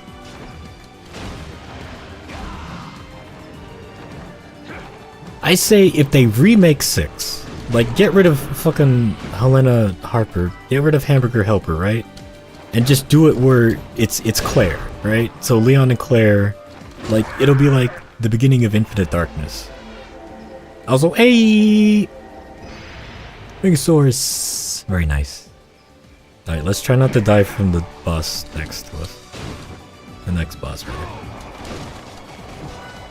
Like, so get rid of Helena Harper, or make her a side character. You can keep that whole thing with her sister Deborah, right? But you partner Leon up with Claire, and then, you know, to explain her being there, just be like, oh, she's there for like a terror safe thing, and then like the outbreak happens, and then like it'll be like Infinite Darkness, where they're like working together. Or I guess no, in Infinite Darkness they kind of hate each other, don't they? Jesus. Capcom gonna shoot your ship down. Yeah, I have a feeling that... I'm pretty sure they are 100% aware of the Redfield Lineage meme, but they're kind of like... They don't want the characters to like get together or do anything like that, because to them, like, they're just characters. They're like vehicles for the player to experience the game, so they don't want them to have like personal relationships and stuff like that. So I highly doubt like Leon Claire, or even Leon Ada, or even Chris Jill, or anything like that will ever be like canonized. So I'd say rip to that. But like, so yeah, Leon and Claire together, and then they go through all that shit. I think that would improve the game significantly. For the Chris and Piers section, like I get it's in the middle of an active war zone, just do it better. And if you're gonna have like long glide, interesting. Oh, it really is just a long glide. Like for Chris and Piers section, I always ran out of ammo, and like they would be shooting back, and I'm like, this fucking sucks ass. I have to run up there and like use my little knife, my little dinky knife, and punch him. Or no, there was the melee system in 6, right? Yeah, I had to go up there and just fucking hook him with Chris's punches. And that sucked ass. So if you're still gonna do like the active war zone, the zombies can shoot back, like give us more ammo at least. And for Jake and Sherry's section, like I really don't have a problem with it. Like I thought honestly Jake and Sherry's section was like the best part of the game. I really enjoyed it. Right, let me take some health before I engage this guy. Like honestly, if Resident Evil 6 was just about Jake and Sherry, I'd be okay with that. Like I really enjoyed doing Jake and Sherry. Oh Jesus, there's 2 of these guys.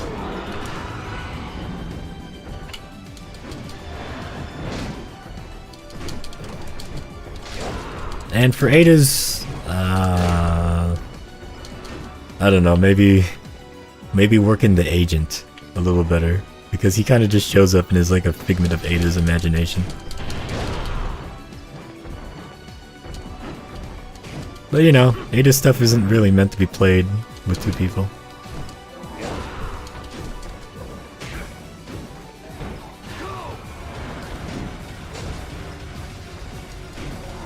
Oh, these are level 25s, that's why. Factory here, let's do this. Let's put Spaghetto away for a second.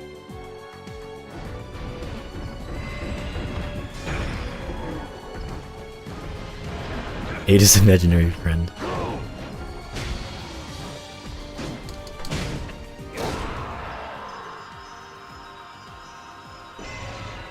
Damn, I'm good.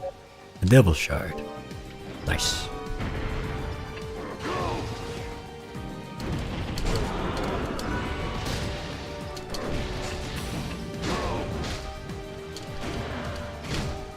Whoa.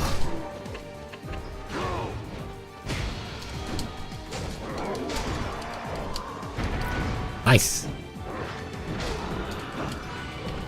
Like, I remember making a lot of the jokes when I was playing 6-2 with my friend Joe.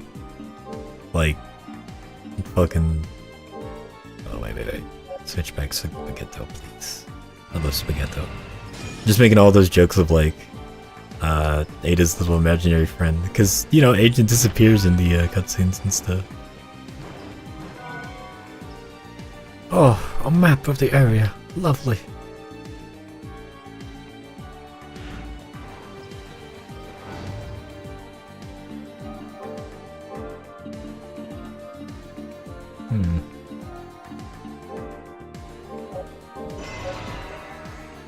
Schweivon.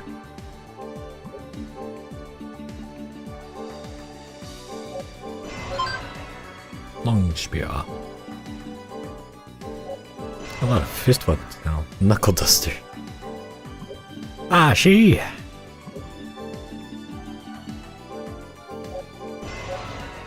Chainmail.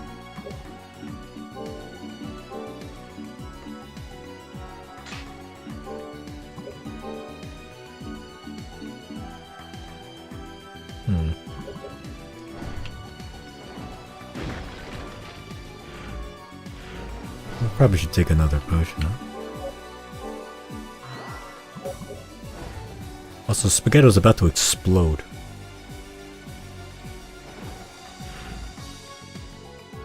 So down here is how we keep going. So I guess this is the treasure room here.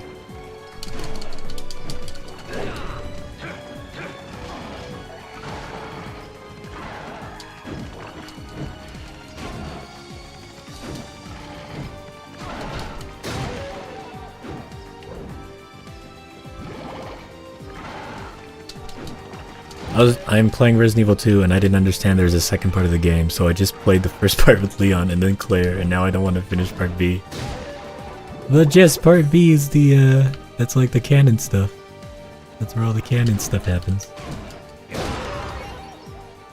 I know it's a bit of a pain, but it's worth it in the end. You get to see a lot of cool stuff.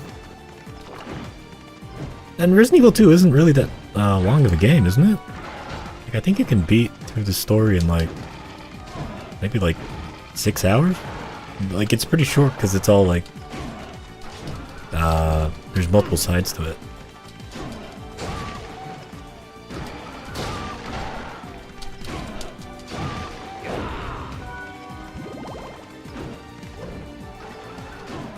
What does that mean? What is canon? Is Leon Part A? So, the way it works...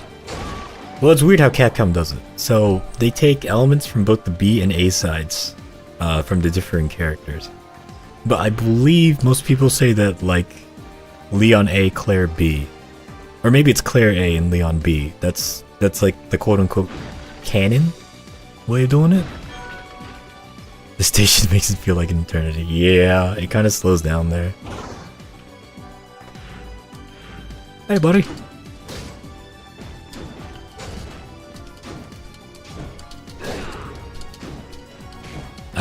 Like, to muddy it even further, like, you know, there's the remakes and stuff, and like, there's even Darkside Chronicles that pairs Leon and Claire up together. So there's that too.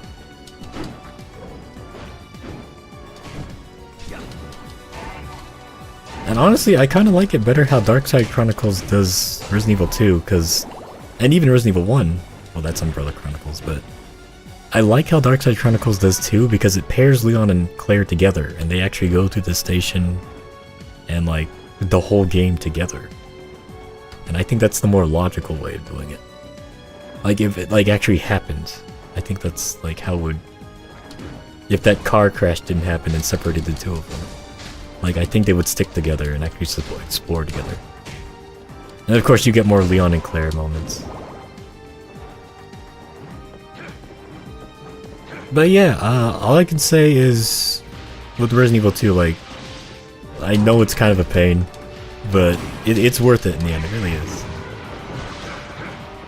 My little brain can't handle all that. I'm never gonna get to play that game. Yeah.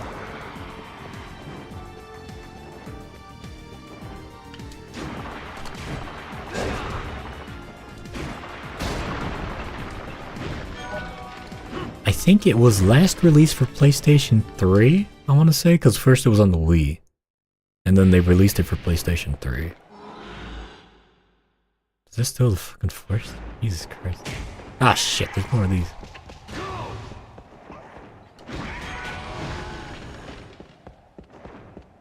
But you can always watch a playthrough online.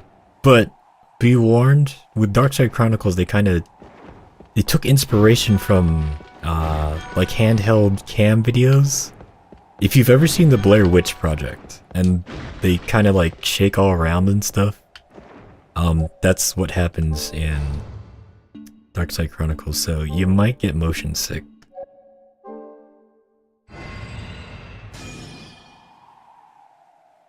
But honestly, if you just watch the cutscenes, you'll still learn everything. Motherfucker, I already had my Aquamarine. It's not even that good.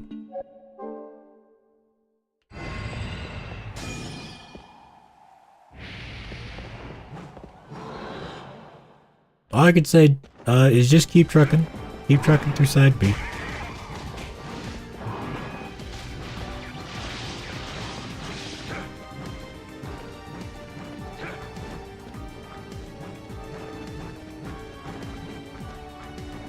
And always remember, you know, there's the, I think they call it the zapping system, where you can take choices in one, like, will affect the other playthrough. So like if you take an SMG as Leon, Claire won't have it. And then Claire kind of needs it because she faces like fast zombies or something.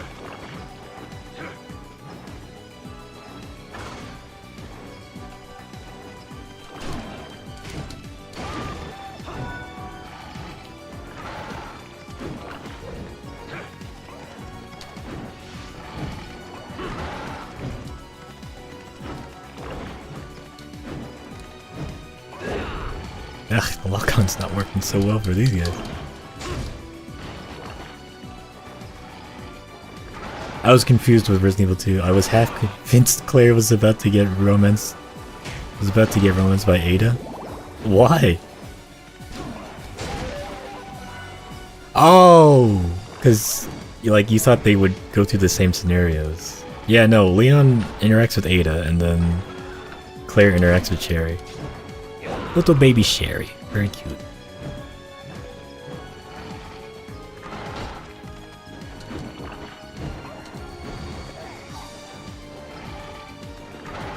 Oops. Because I played as Leon and then, yeah. That would be interesting if Capcom just did it that way. Instead of like having like different stories, it was just like a character select. Let's just say Resident Evil will be a different type of game nowadays if that's how it worked. And then the Leon, Claire, and Ada relationship would be a lot more complicated as well.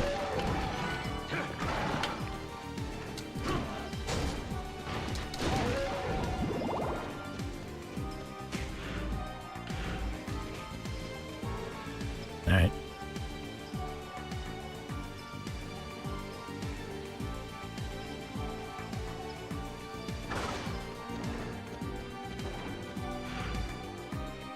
Guess we're just going all the way around, huh? The true love triangle.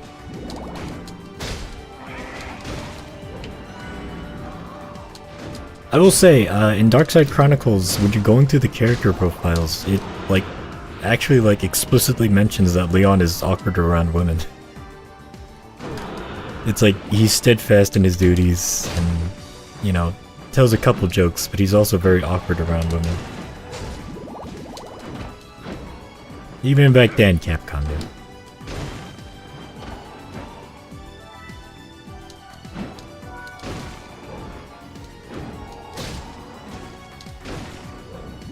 Also, shout the remake for kind of getting rid of Leon X Ada.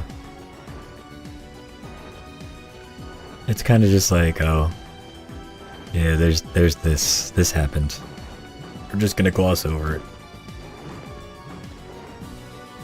They don't kind of have like that flirty sort of deal that the OG had with it. Like there's like an understood kind of liking that Leon and Ada have. Like they have chemistry. And the remake is just kind of like, oh, Ada, you're still alive. Yeah. And that's it. They meet in the castle, there's the whole thing, and instead of being all like, ah, teasy, flirty, sultry, blah blah blah, it's just kind of like,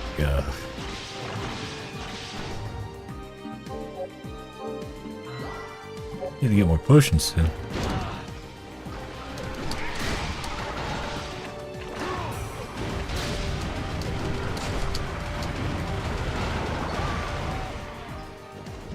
Don't get me started, yeah.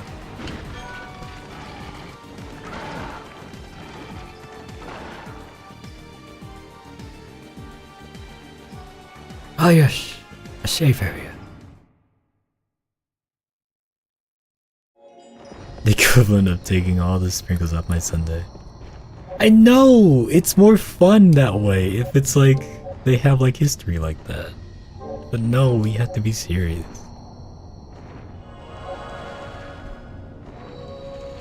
Alright, I'll be right back. BRB. To go use the restroom and all that stuff, but I will be back.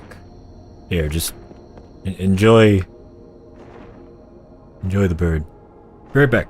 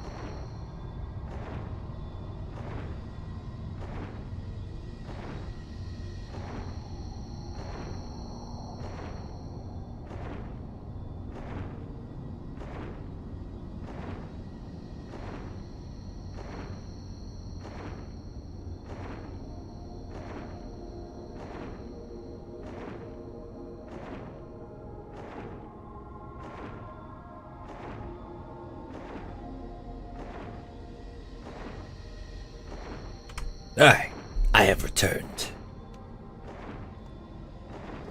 It's weird to think that this is the last Sunday of the year. Like, we're almost done here, just 2 more days.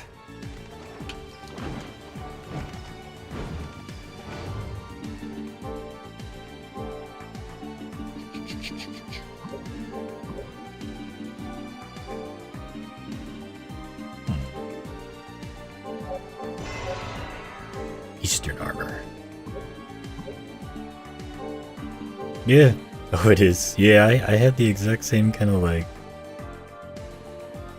feeling. It's like, it's kind of weird.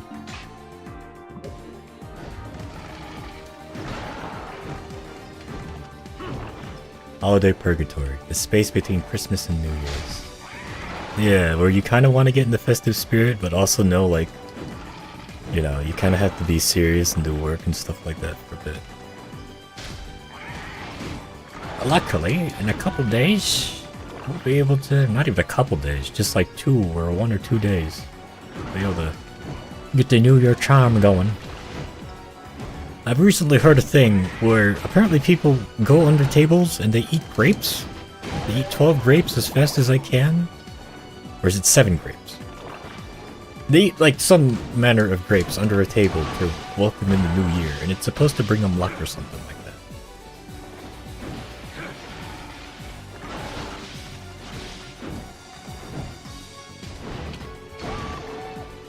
Can't say I might not really try it. Oh, this is the same.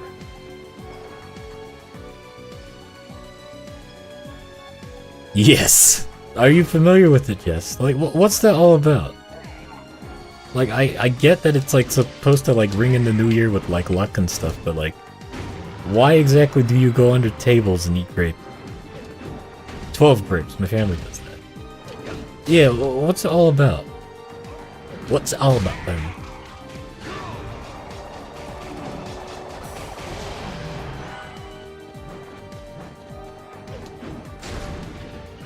Sucks how Resident Evil 9 hasn't been announced yet. Oh, they're busy doing all the other stuff. They got like Omniusha and all that shit that they're working on. Oh, worry. It'll come. I mean, they did say that they're working on it. The guy who did 7 and 8, he's the director of it. So, there's that.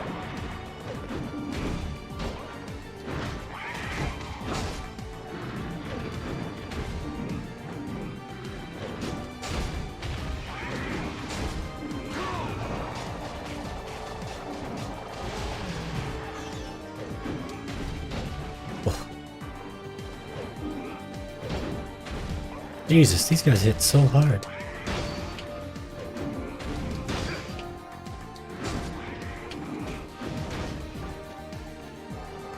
I actually don't know. It's one of those traditions we do, but I don't actually know why. I can respect that.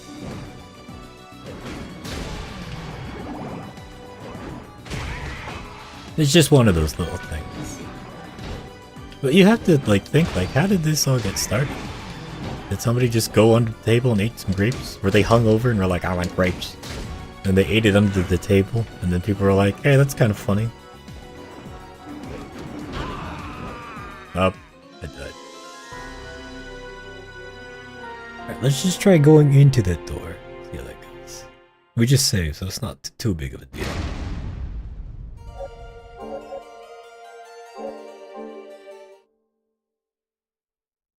Because, like, case in point, I'm Filipino, right? Full-blooded Filipino.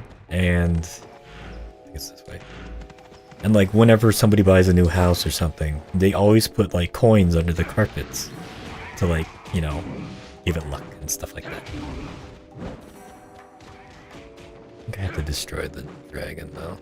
Grapes are so good, though. Yeah, absolutely. Do you like the purple grapes or the green grapes more? I find myself liking the green grapes a bit more.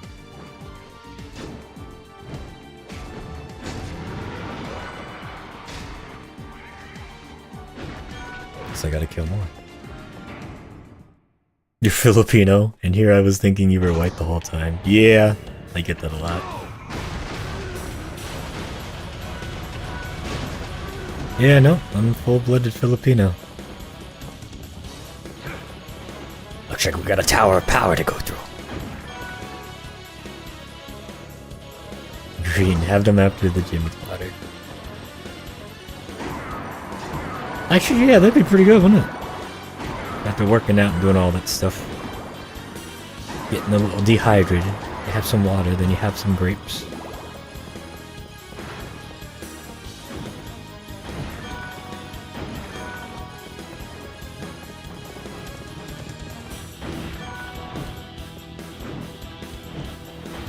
There we go. Jeez. Hey.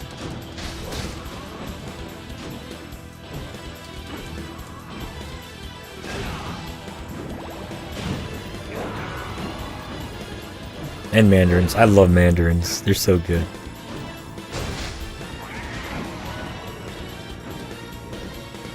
Little oranges. Mandarins and tangerines. Pretty similar. I don't know the exact difference, but a small little orange is always good.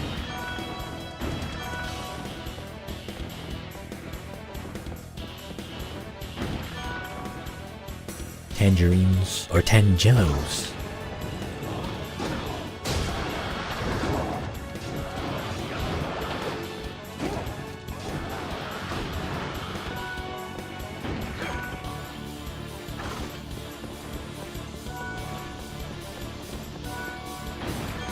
Yeah, I guess this is like the survival tower. I kind of just stumbled in here, so let's see how this goes.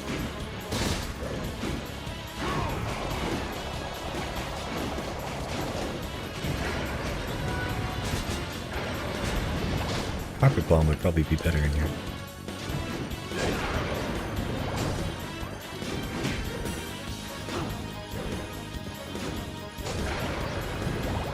Also, I've always liked, like after like running around and doing stuff in the summer, just like biting into a watermelon. It's always like the best feeling. Watermelons always have that like kind of refreshing feel to them.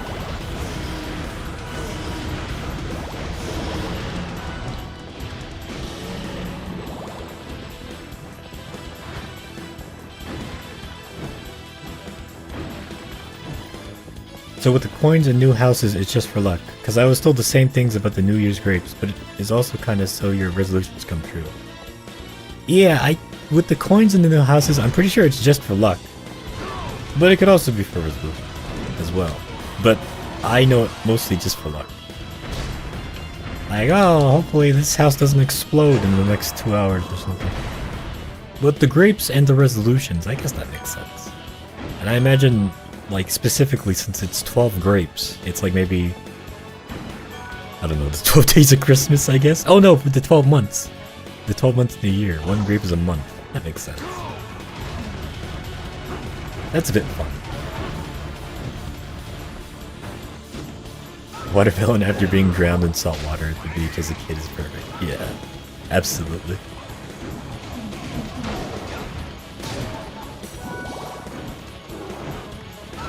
I'm always reminded whenever I talk about watermelon. I think it was in America's Funniest Home Videos. There's like a very short clip of like this family. They were having a watermelon eating contest, and they all had like the little piece of sliced watermelon there, like with the rind and everything, you know, like stereotypical sliced watermelon. And like, there's this one kid, he's just like holding it, and they say go, and like he doesn't even like eat it. He just like he smashes his like the side of his face into it, and like uses his teeth to like just like bulldoze through it, and the watermelon just explodes off the rind everywhere. It's always made me laugh.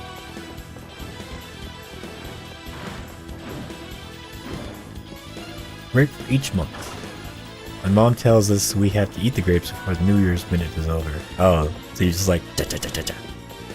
Real fast.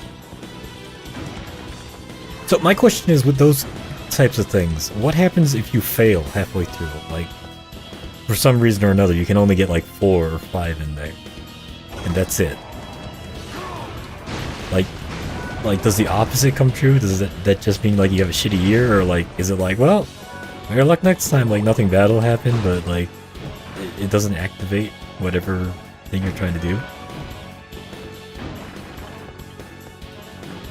One day we're gonna choke.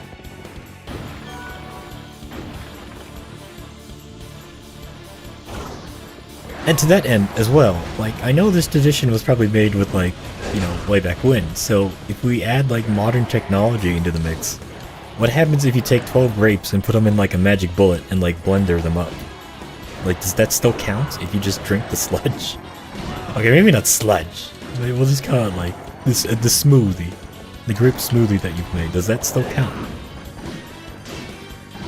I think it's like insurance. Ah, gotcha. Makes sense.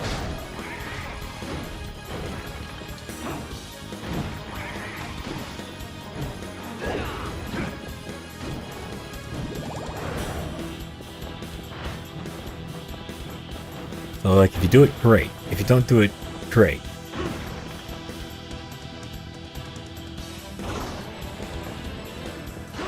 I guess you could do that, but as long as you finish it before the minute.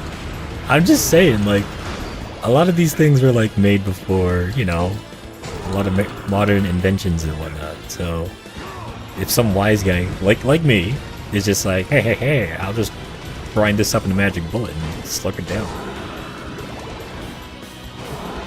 I'd throw up for me personally, texture eater and all. Ah, gotcha.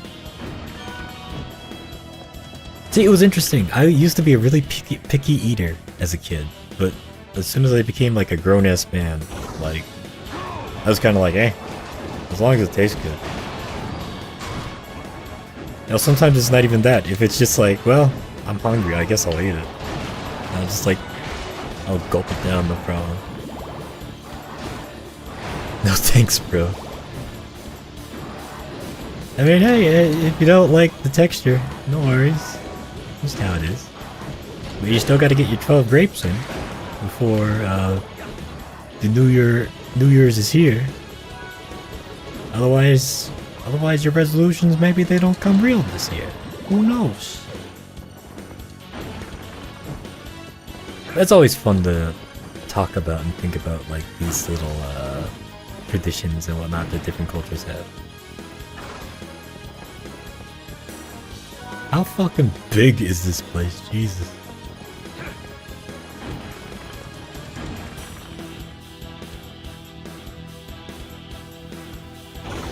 I just want to smash.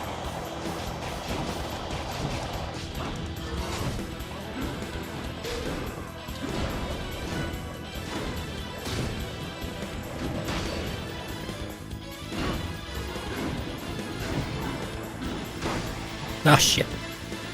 I remember that being not so nice.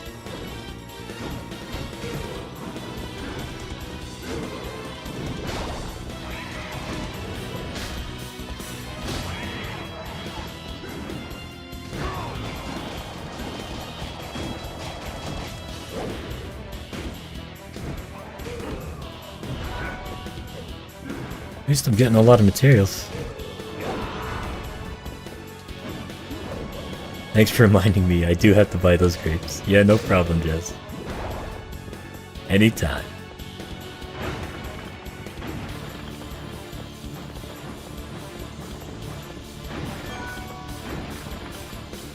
Just be glad it's like grapes and not something like black olives.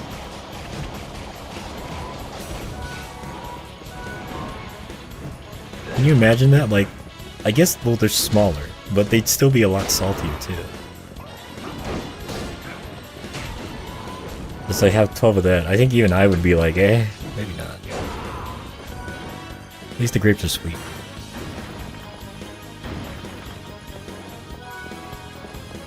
You. Yeah. Can always be worse. Why would you put that in my head? Well, what can I say? I'm a detective. I gotta consider all the options here.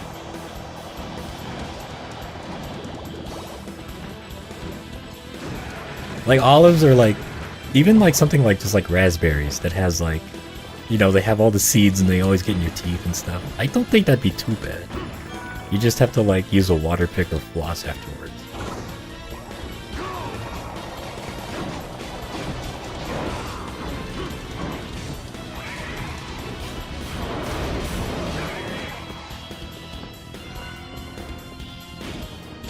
Or it could always be better. It could be like a blueberry. Have 12 blueberries, that's easy.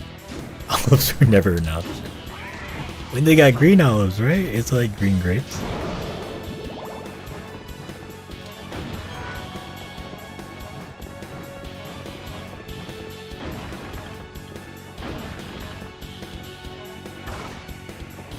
I do wonder though, who's the wise guy that's like, oh wow.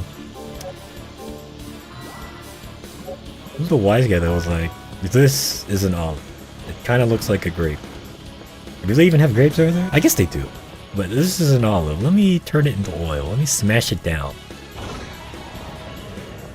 Color is the only similarity. Oh, they're also round, and they're a bit, you know, a bit squishy and all that.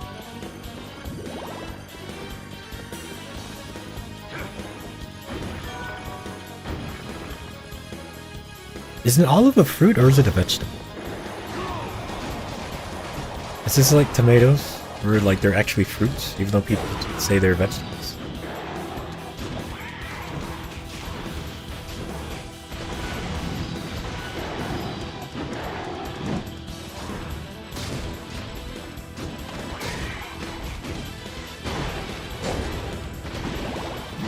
Oh.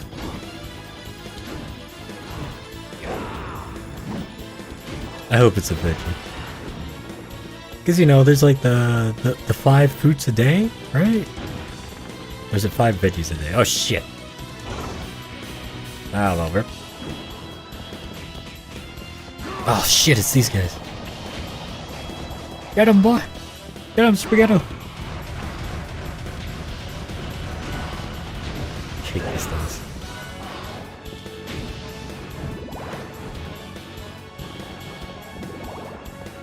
Yeah, I can't go back.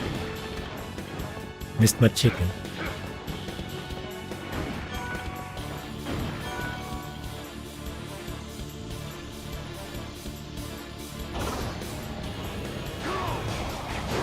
Yeah, we're just going through all the enemies that I've faced so far.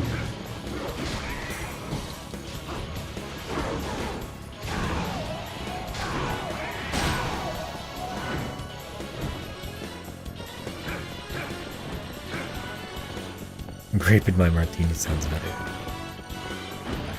Ah, yes. An apple martini. I also don't like martinis, so. I'll be honest, when I was a big drinking guy, because I quit drinking, I don't think I've ever had a martini. It was always the hard liquor for me. Which is also probably the reason why I decided to stop, so I wouldn't fucking explode from the inside out.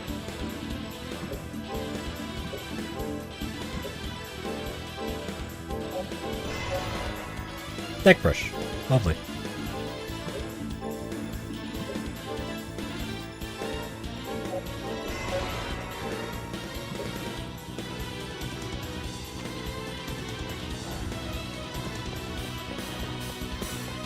I never really mixed my drinks.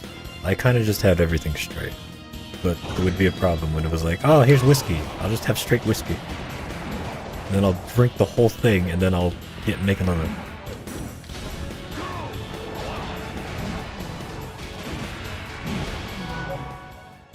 Hey. And the absorb, huh? What's this all about?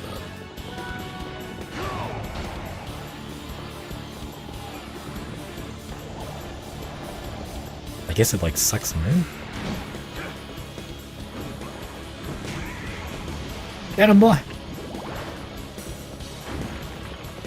Moderation for me. Sometimes I just like a glass of wine at the end of a hard day. Yeah, well, as everything in moderation.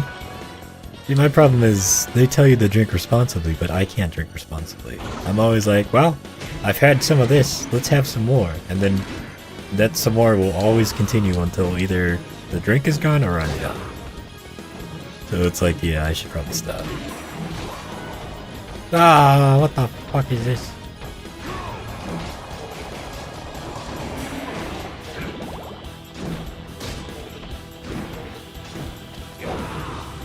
I don't remember fighting these guys.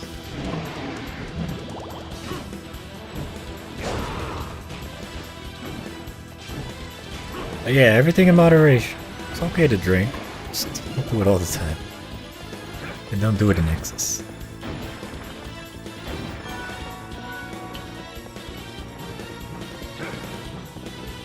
That'll probably be me on New Year's since family. Yeah, if you are gonna let loose just once. Like once in a while. Know your limits. Don't have peer pressure like goad you into just like slamming down 5,000 drinks at once.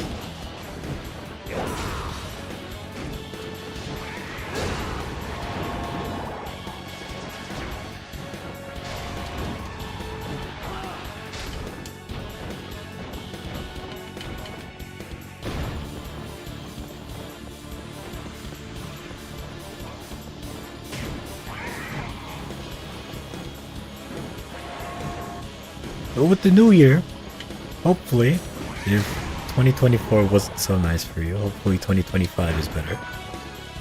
And if 2024 was good for you, hopefully 2025 is still better.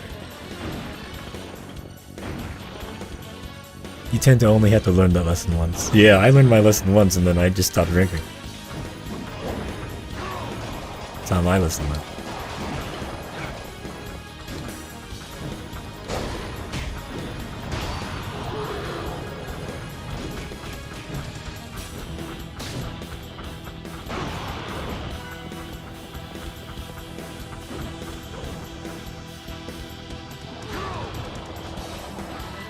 Dragon Scale.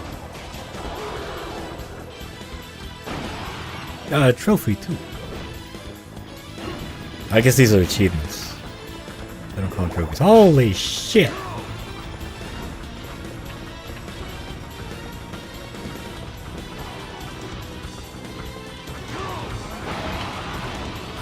Oh, so I get health back when he absorbs. Gotcha.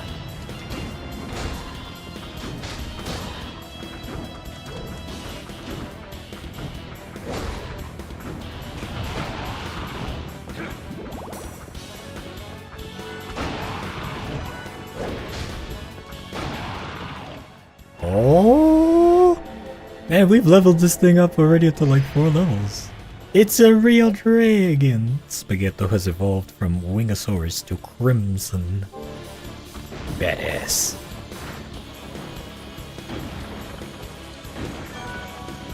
Like all good things in life, I've kind of just stumbled into this place, so...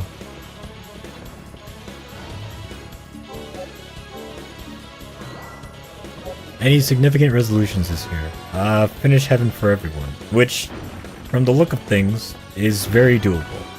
It all kind of depends, because I had to do some recasting, so it depends. It should be fine. The new VAs are great, so...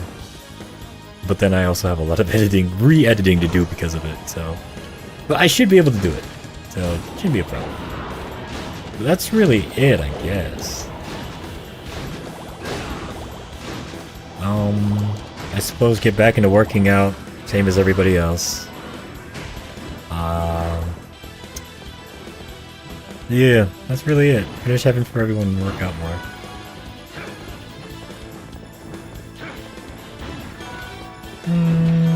Yeah, that's pretty much it, really. I remember when I was younger, it'd always be like, oh, I want to fucking make $1 million by the end of this year. You know, when you're young and dumb and don't really have, like, any real life experience. But, you know, as you get older and you realize how the world works. Look at this! Get older and get more life experience, you kind of, like, start tempering your things, and it's always good to set resolutions that you can, like, you know, feasibly achieve. Don't just be like, oh, I want to have a new 2024 Subaru Outback Big Spaghetti Premium Edition. No, not you, Bixby. That'll be all. Oh, Bixby. That'll be all. Jesus, I had to rekey. Oh, I guess I did say her name, so... Of course she could say something.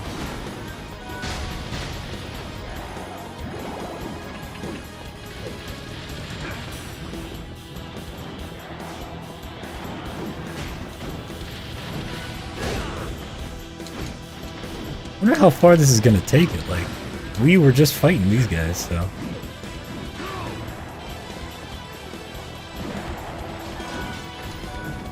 My resolution is to go back to Tennessee and Seattle. In Seattle at the moment. Had to leave due to some insane family drama, I feel you there.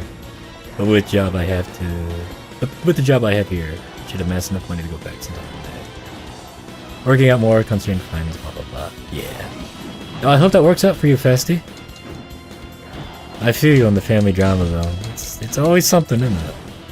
But hey, you know, that's family. That's family for you. Well, I hope that all works out. Hopefully you can get back there to Tennessee there. And of course, you know, working out and doing the friend stuff.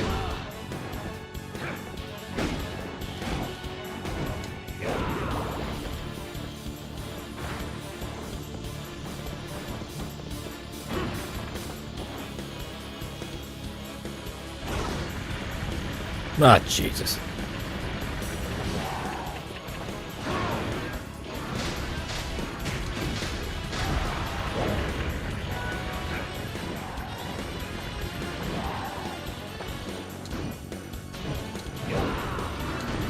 Come on now.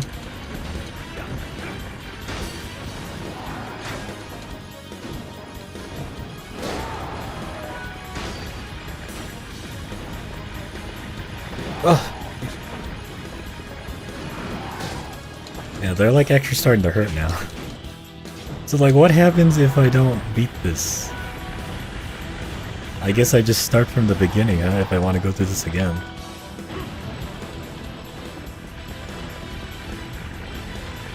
Look at this motherfucker.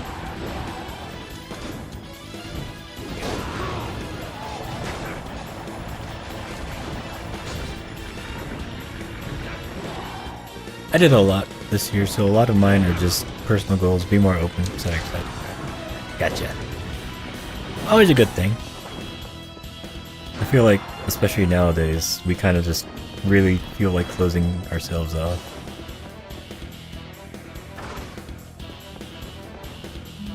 Jesus Christ. I'm still in this place.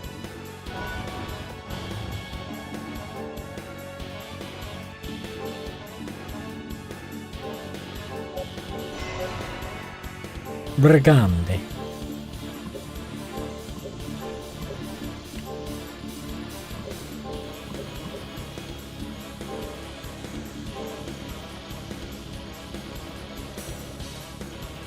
Oh, this sucks more than the other one. Oh, thank you.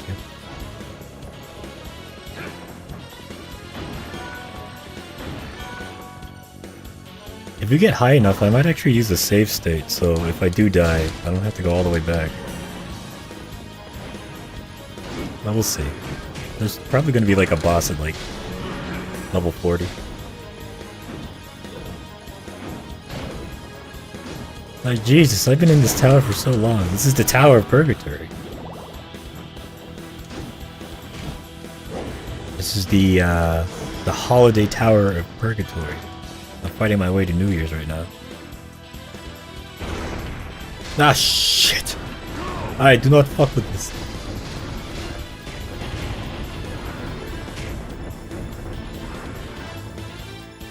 Alright. I'm just gonna... Oh, what is this? Oh. I found my old resolutions from when I was a kid, because I used to write them in my diary, and the amount of times get a boyfriend was on there is real embarrassing. Ah, yes. So when you're a kid, you know, you kind of have like, oh, it's like, get a boyfriend, get a girlfriend, get somebody to love. You kind of have that puppy love sort of deal going. It's always like adorable. I mean, it's not like a Japanese anime where it's like, you're gonna be a childhood friend, be a girlfriend, boyfriend for life. Have a big epic adventure. Oh shit! Even then, like, even back then, even for me, it's like, I'm gonna get a girlfriend. But then, I was also a bad kid back then, so I would get a girlfriend, and then they would also be very bad. And it's like, okay, I think you're not good. And then not realizing that I also was a bad person. But alas, I've matured now. I think I'm decent now. I'm definitely not how I was before. I was a bit of an asshole like before when I was a kid, but now I'm decent. I'm unique. I'm me. I'm uncanny. Let's just say uncanny. I think that's the best way to put it. I kind of just go on my own flow. A bad kid. Yeah.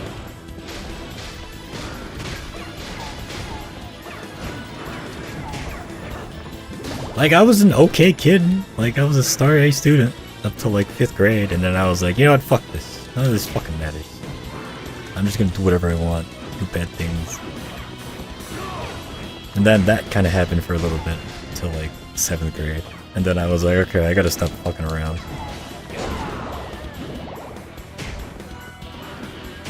I was a goody two-shoes, and I dated this kid who punched the principal in elementary school. Jesus, how the hell did he do that? Did he like get on top of one of the picnic benches or one of the lunch tables and just fucking like did like a flying punch, Superman punch stick at the principal? Or was he still like on ground level, so he just like punches him in the balls? Just whatcha?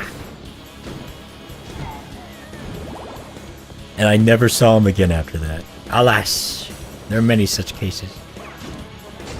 I had the misfortune of I think I was in 5th or 6th grade?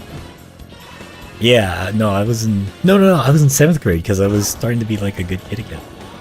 I had the misfortune of dating someone who was manic depressive and bipolar. And I kind of, like, you know, I'm at that age where I don't really understand what any of that really entails. So they'd always kind of be like, oh, I want to, like, end my life and, like, you know, do all these really sad things. And I'm like, no, don't do that. Like, please don't do that. And then, you know, they'd be fine for a little bit. And I'd be like, cool, we're a happy couple. But then, you know, it kind of just loops around. Same thing happens over and over and over.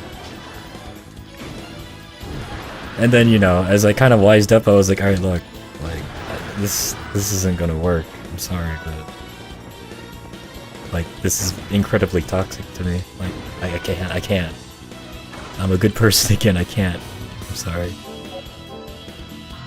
And then, you know, move on and stuff like that. But that's just how it goes. It's always interesting to look back and see what you would have done different or more. So Jesus, I'm on floor 41 now and I'm still fucking trucking. It's a metaphor for life.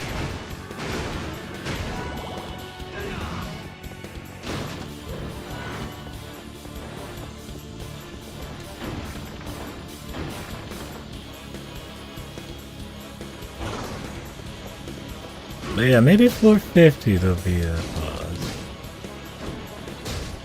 Yeah, I feel like everyone had an experience like that at some point or another. Yeah, there's always that kind of like eye-opening like, oh geez, like this is how life is. This is how romance is. This is how love is. This is how people are. Like this is people. Like that's people for you. Like you get that kind of that sort of like experience. Of course, it's very sobering. It's a bit sad, but that's just how it is.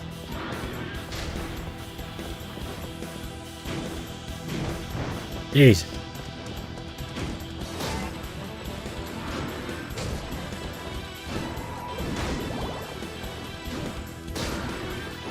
Now, wherever that girl is now, I hope she's happy. That's all I can really say. Like, with those kinds of experiences, like, at the time when, like, you end that relationship or, like, you go through all that stuff and, like, you know, blah, blah, blah. You know, you'll always have, like, some kind of heated feeling towards it. But then, as you get older and look back and realize, like, oh, it's because of this, you know, I'm just kind of like, well, it happens. But, you know, hope they're better, hope they're happy now.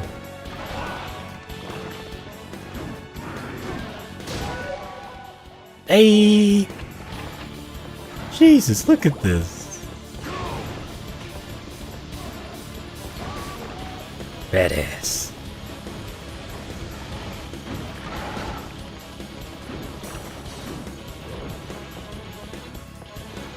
Come on now.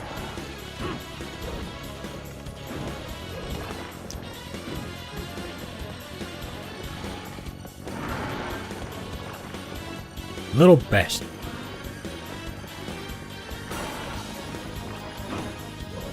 I'm too slow to catch it too. Bingo.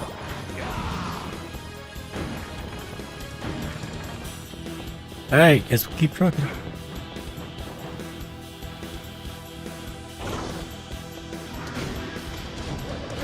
Go get him.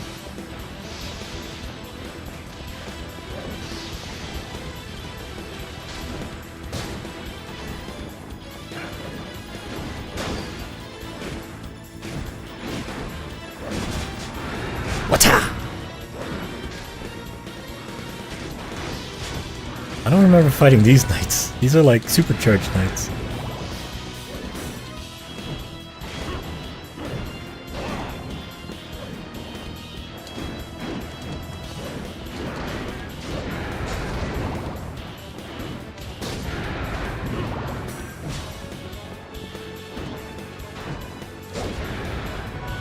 Whoa.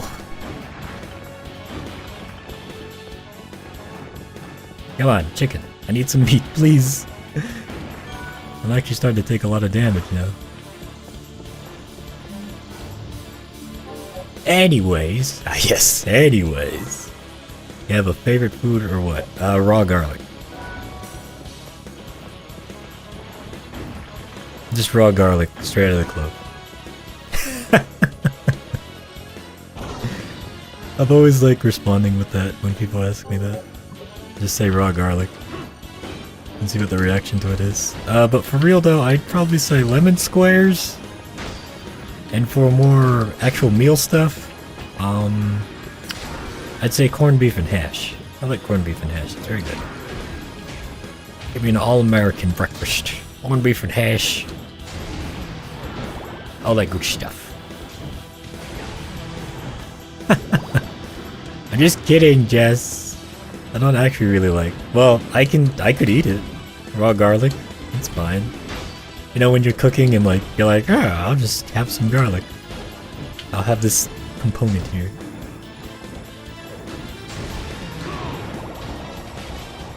Like I can get to that. Maybe eat it with something. Maybe not just like eat it straight.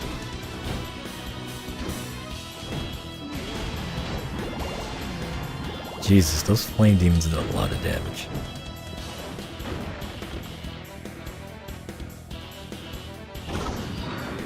Oh god, alright. No you couldn't. Yeah, I can! Look, I'm Filipino, I'm Asian. We have garlic in like all of our recipes.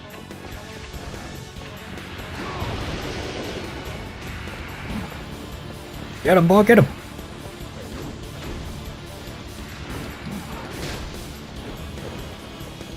I don't ever think that. It's going into my pasta sauce. Like, maybe not like a full clove.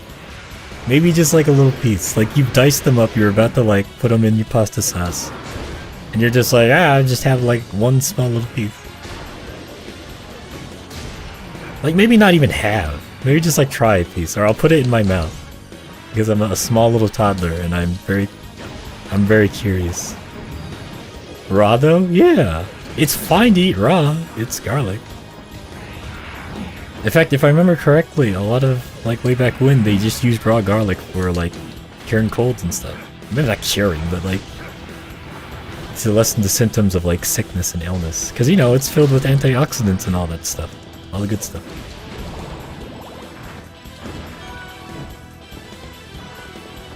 I've done it a couple times, I will say.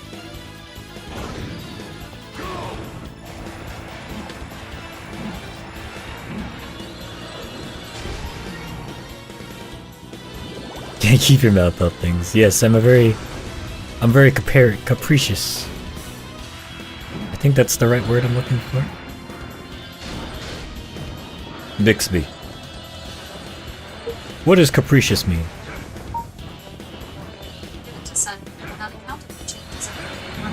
Yeah, there you go. I'm very capricious when it comes to food. Thank you, Bixby. Alright, that's all. That's all. Jesus. They really gotta fix the sign-off phrase for... saying that's all sometimes, it triggers the calendar, and then you're still talking to her. Got good oh, Jesus! Got good self-control, that's good, that's good. Better than me. Like, I'll always sneak in there and be like, ah, here's a little piece of the Spam, here's a little piece of the green onion. I'll just munch on this for a little bit. Oh, look at that. You love to see it. Oh, Jesus Christ, that's one of the bosses. There's 5 of them. Alright, we have a situation on our hands here. Alright, let's go gadget tight. Look at this! I think this is the first boss of the game. Get him, boy! Green onion. Yeah, I guess you would also call him chives?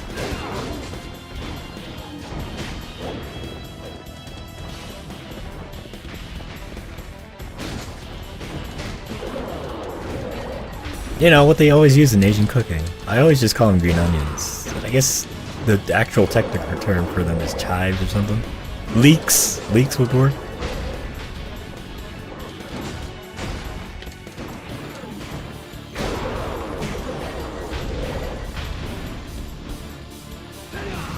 They say if you eat too much garlic when you sweat, you'll smell like it. That makes sense. I mean, it's kind of like when you have a lot of like, not even just garlic, like just any kind of like, oh, I have my fucking cursor on my screen there, I'm sorry. Just like any kind of like aromatic.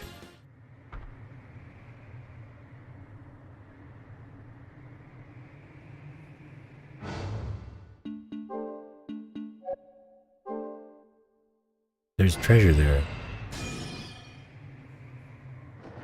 I'm pretty sure after I grab it, I'm gonna get jumped. But like I was saying, like any kind of like aromatic kind of food, especially if it's like very strong, like curry, like Indian curry or something like that, like you really will just smell like it. On top of some gyoza that are in my taco, but not pieces of it on its own. Well, I'm not talking like you're gonna make a full meal out of it. Here's the number of accessories that can be enabled. Yay!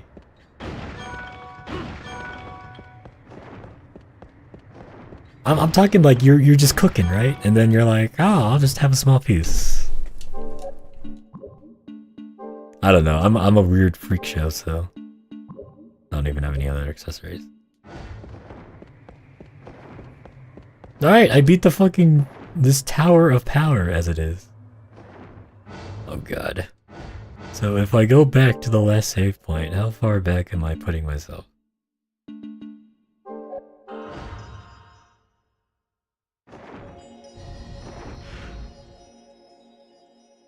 It's not too bad. We'll just go south now instead of north. Yeah. I say we head south, finish all that up, then we'll call it good. Yeah, I'm cooking and it goes in my food where it's supposed to go. Well, technically, Jess, if you think about it, like it'll also go into your mouth too. You're just like shortening the time frame.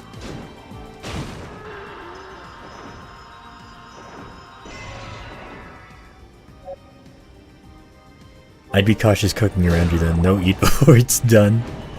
I mean, what if like the components are like actually like pre-made like edible stuff, like spam. Say you're making like spam musubi. That really good stuff where like it's spam, rice wrapped up in seaweed and like has that nice sauce. Like what if I just like sneak in there and I'm like, oh, here's a slice of spam. I'm just gonna put it in my mouth here. Munch on this a little bit. It's kind of like licking the spoon when you're making cake or whatever. When you're like making like any kind of like pastry. Like you don't like fucking down the the mixture. You just have like a little piece of it. Like a little lick, a little taste. That's what it is. It's a sampling, so to speak. This only applies to sweets.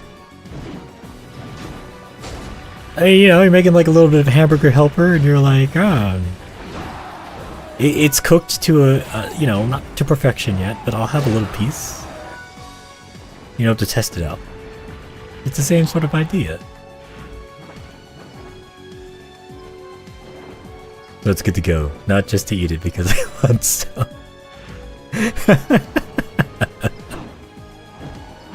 Yeah, alright. We can roll with that.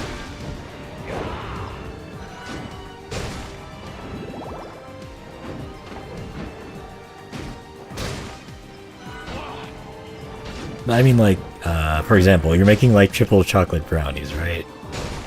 And then like, you do the mixture, you do the whole thing. It's like the actual main bulk of it is in the baking pan. And you're like, I'll just lick the spoon a little bit. Like, to me, it's the same sort of idea. When it's like, oh, I'm making something that involves garlic, and I'll have like a little piece of garlic. Yeah, you sample your Cinnabon frosting so that when you pour it over them, they're good. Yeah, I there you go. See, I want it. I want it to taste. I want to see if it tastes good. sample of Spam. Yes, you can't fight me on that, because Spam is already pre-cooked. Like, Spam's already like a meal on its own. Anything you do to Spam, it just like, it adds to it. That's it. Maybe if you never tried it before. Yeah, like a cut of Spam. Like, Spam itself is already a meal. Like, that's what they gave, I think... Is it World War II is when they made it? Like, it's its own little meal. To make sure the garlic is good. Yes. I mean, you never know, like... You bite into it and maybe it tastes like not great. Maybe it's too acidic. I've had that happen before, like you use like... Not the wrong kind of garlic, but you use garlic that's been like out there for a bit. And like it's too like acidic. Like, cause you know, garlic always smells like garlic. So, when you're adding it to something, you want it to taste good. So you make sure you double check. You don't have to make sure it's good. I disagree. I disagree, because you don't want to add in like when garlic gets old, right? There's like a little period before like it actually starts changing like color. Like it gets too acidic. I think that's the right word I'm saying, acidic. But like, it's maybe potent. It's too potent. It gets to be too garlicky. At least that's what I find. But still, my point still stands on like sampling it. Maybe even sampling is a bit too hard of a word for it. Maybe just like... Just taking a piece.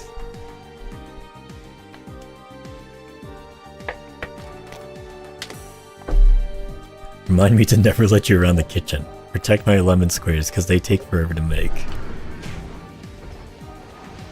Yeah, like when you're making lemon squares and you know, you get the pulp out and you do the squeezing and all that. And like there's just like the rind. You don't like take the rind and like lick it. Maybe not like every time, but like just whenever. Or no, better yet. Like there's the confectionery sugar, like that really powdery sugar. You don't just like get some and like...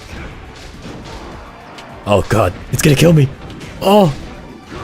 No. Oh, Jesus. I have to go back to Julia's shop. Get some more potions. I just throw it out to be safe, but I'm more of a buy groceries on the day of dinner.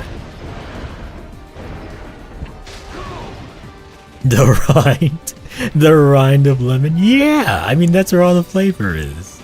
I'm not saying like you like throw it into like a can or something and like eat it with rice. Like I'm just saying like just like a little like a taste of it. The pondered sugar. Yes, the pondered sugar. No, that confectionery sugar, that really powdery sugar. Or like, if you get normal sugar and like you get the grains, you put it into like a mortar and start grinding it, and it gets really powdery. That same type of idea. That's really good stuff actually, I really like that stuff.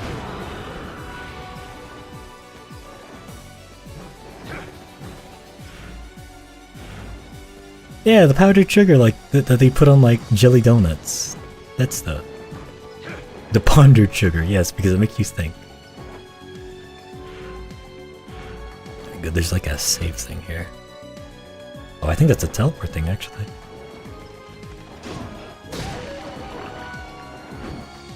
I'm not gonna taste the sugar. It's fine. Well, maybe not even just tasting it for business, then like tasting it for pleasure, because you wanna taste the sweetness. And yes, I understand that it'll taste better when it's all together. But you know, there's always that little thing of like, oh, I'll just have a little bit. Nice! I can go back to Julia's shop. Because my ass is grace.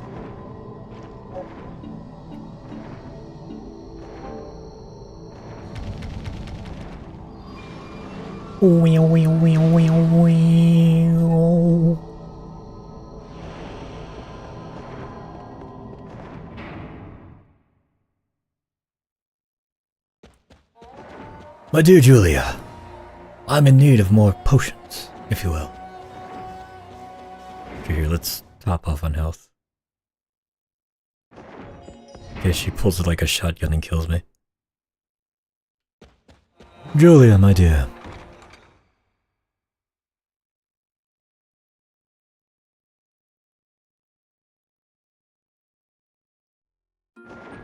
Ah, it's good to see your smiling face. Good to see you came back. What can I do for you? Incubate a new one? Or will that be all? Yeah, so it just goes back to that. We'll name this one...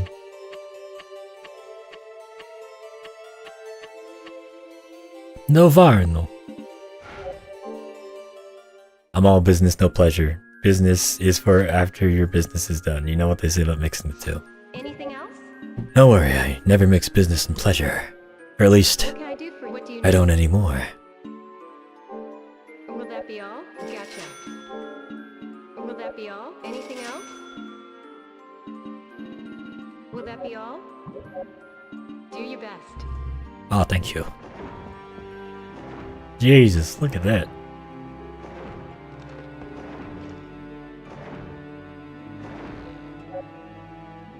Plunge you into a deep sleep with a gentle rocking motion. A little too relaxing, in fact. There's something about chairs in this game. This game has like a weird fascination with chairs. Okay, except for when cooking. Yeah, and then all bets are off.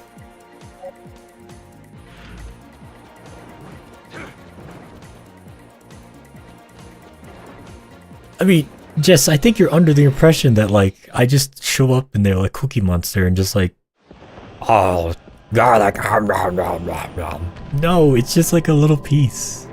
Like a little small piece. It's nothing big or huge or anything like that. It's just like, oh, I'll just have this for a little bit.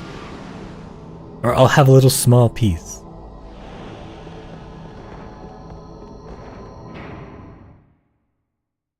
It's not like I show up and I'm like, raw garlic.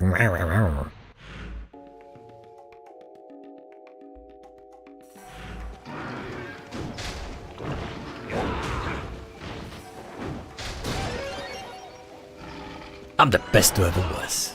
Alright, let's keep going because we get the show on the road.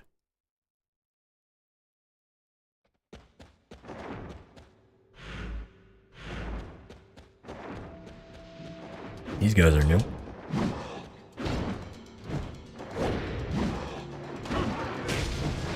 Hey, maybe no luck.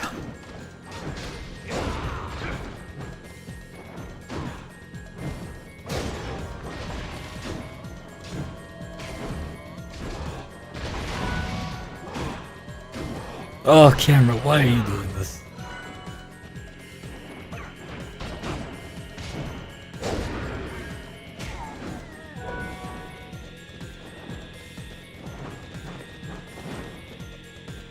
Oh, shave area.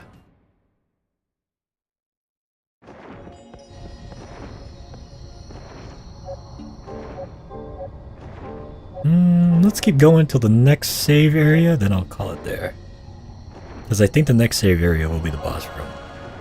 I'll just save before the boss.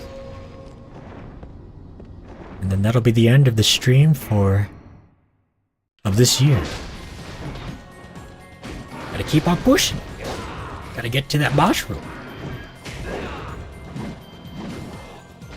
We've been talking about, like, going through that tower and talking about eating garlic and whatever. I've completely forgotten if I've already fought the boss in this area. It's just completely slipped my mind.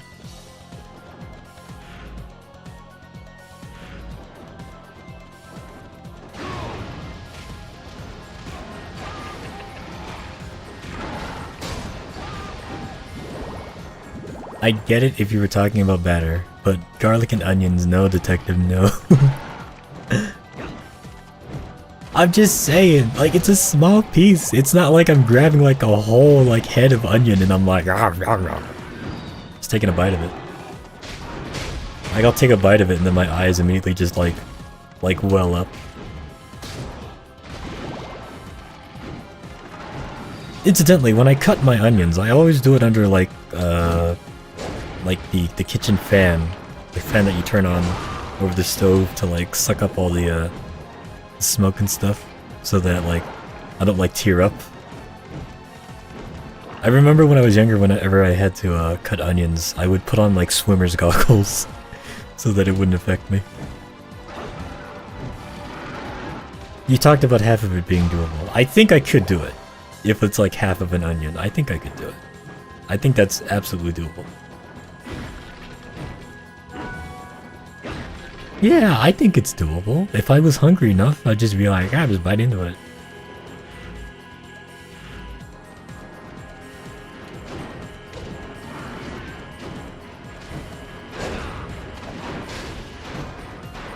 Have a bowl of salt.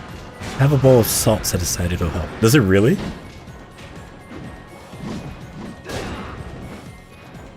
I know there's like whole kinds of like techniques in cutting onions, like you don't cut the core until like the last part, because like that's where all the crying juice is.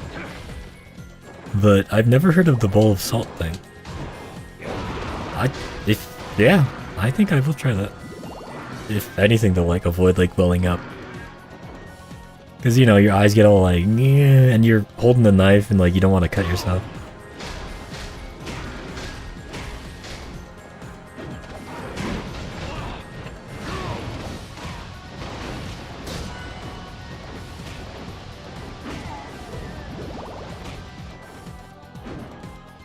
Because I remember when I was younger, I heard that like when you're, you know, when you microwave pizza or any kind of bread, like, you know, it gets all soggy because like all the condensation just goes straight to the bread, and then you get soggy pizza and it's like sad. But I heard that if you put like a glass of water next to it, like that won't happen. And I tried doing it like multiple times and it wouldn't work. So I'm always like skeptical about these kitchen hacks. The crying juice, yeah, the crying juice. You know what I'm talking about.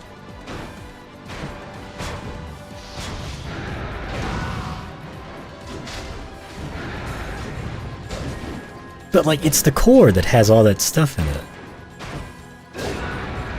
That's actually what makes you cry, when you cut into the core. I love soggy pizza.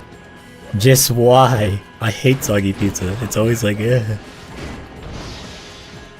I will say, like, soggy pizza after microwaving it. If it's like pizza that's soggy because it's very greasy, like, I think I'll get like a napkin and like wipe it down. Maybe pat it down a little bit.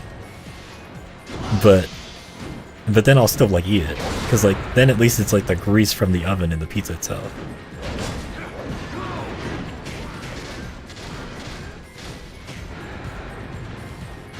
I love checking it in the microwave. Yeah, I can't. Legitimately, I can't. That's why, like, I eat... Whenever I have leftover pizza and I eat it, I just eat it cold, really. I very seldom, like, warm it up. But if I do warm it up, I'll put it in the air fryer. Well, the salt should help absorb the crying juice. Okay. Alright, I'll keep that in mind. I really will try that out next time I'm cutting onions. Oh yes, protect against ice.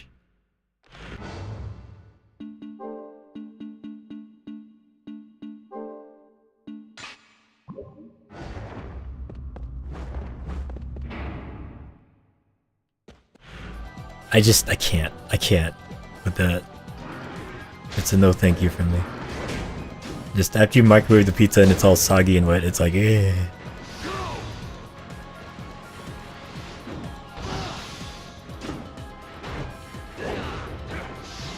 Cold pizza is a sad pizza. I disagree. I disagree emphatically. I think there's some pizzas that are actually, they get better when they're cold.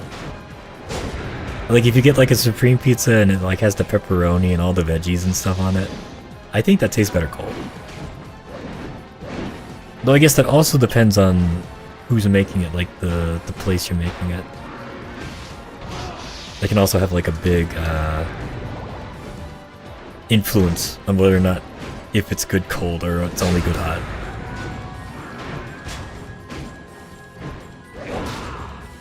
Like if you get like a Papa John's pizza, I think Papa John's pizzas are like the best like the best cases for being still good, or even better when they're cold.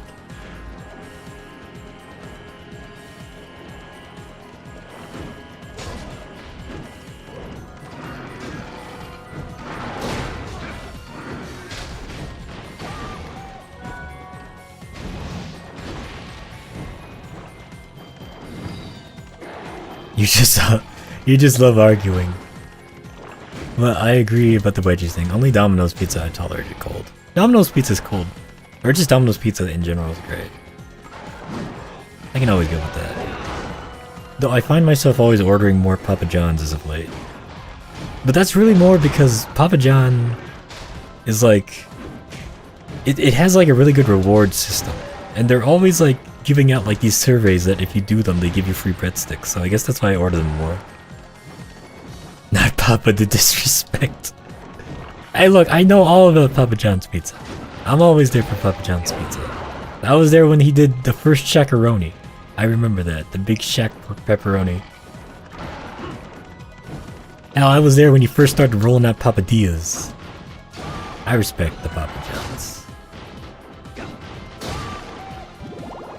Incidentally, the most recent Papa John's pizza I had, they didn't give me any of that free, because you know, they give out like the garlic sauce. They didn't give it to me this time. And there wasn't even like a holder in the box for it. So I guess they just stopped doing that. Yes, but cold. Well, agree to disagree, Jess.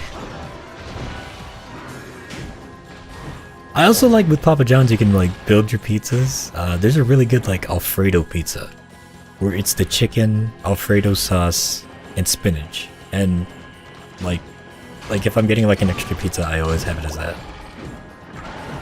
Papa wants the warmth. It'll get the warmth of my stomach after I eat it. But I'm just saying it's good cold, but it's also good warm too.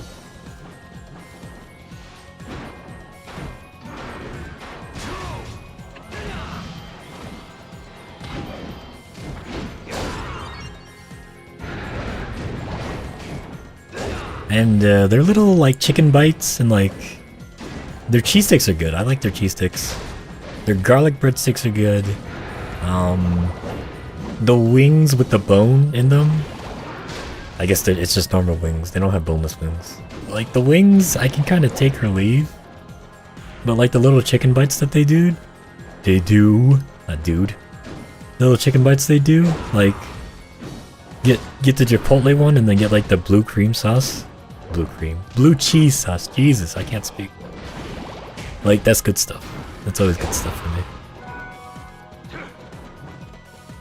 You're making me hungry. Oh, maybe it's time to get some Papa John's, you know?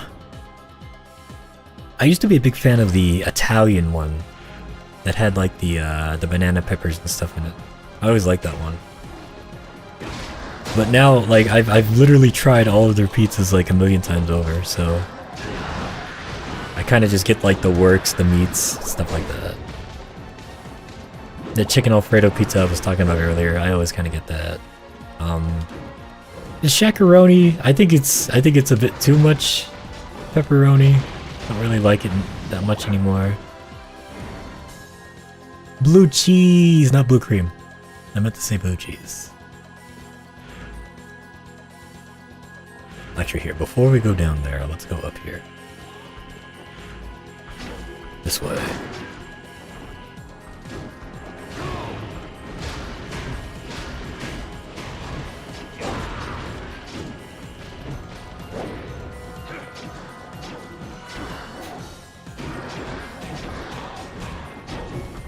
I know there's some people out there who don't really like the blue cheese sort of deal, but I'm always good for it. It's always been good when I've had it.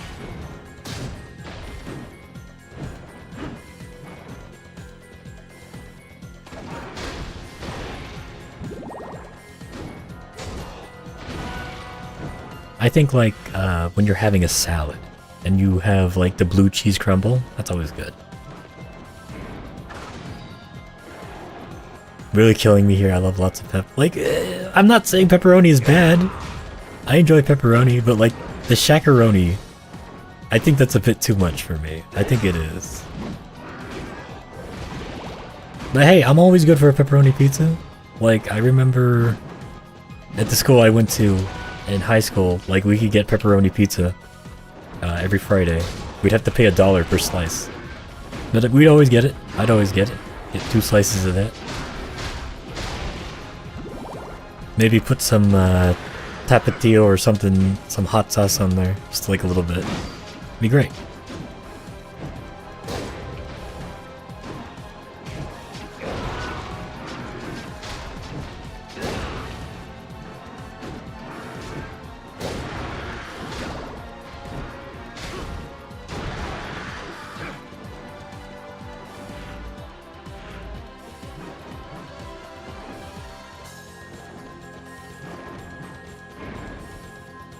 Where does this lead?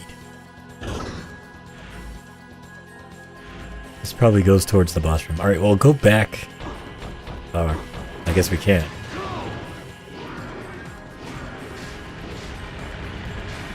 I was about to say, let's go back and investigate that downward slope. There's probably like treasure down there.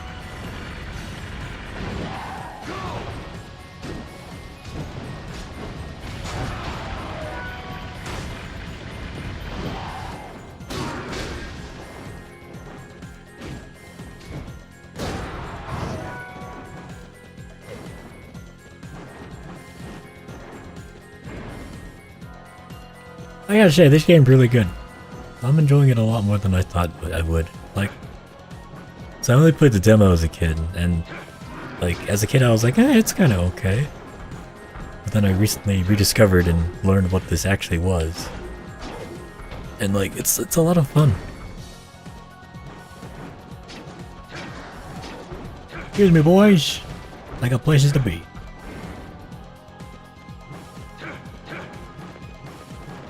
Oh, that's a bit ominous.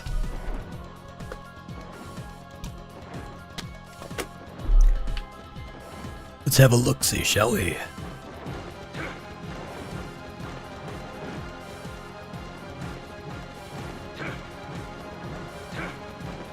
Hello, boys. Oh, I bet you I need... Have you played it entirely through before? This is my first time. When I was a kid.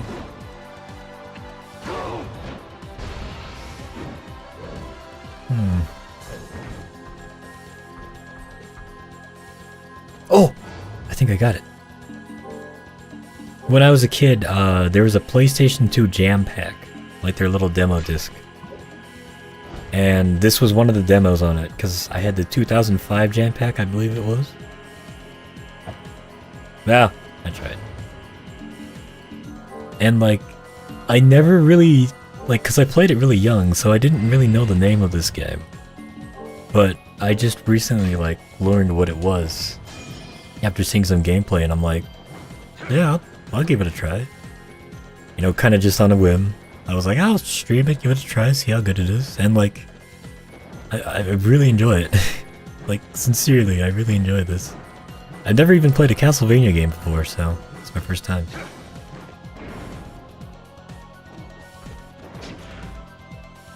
Alright, head back towards the boss room, I suppose.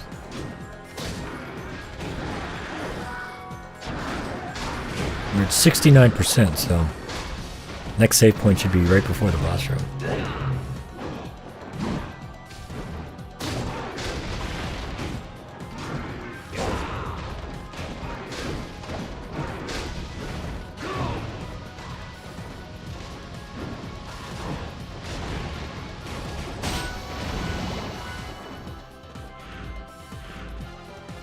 And it's fun to see because, like, I played Vampire Survivors before, and you can kind of see, like, the influence that Castlevania had on it.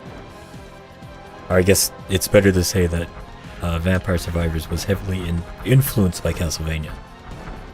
They have the rosary, they have, like, fun little joke weapons, different weapons that do different things, etc, etc, etc. Like, that's cool to see.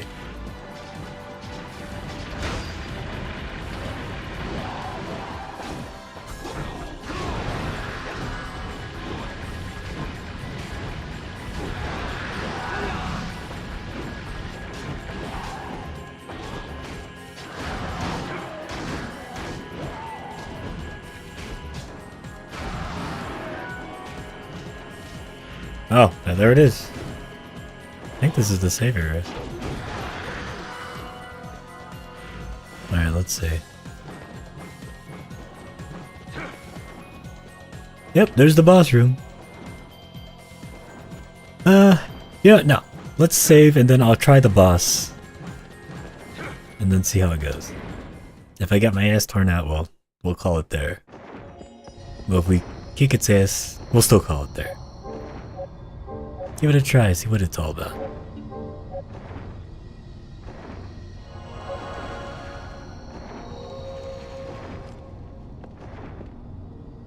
And let me register this actually.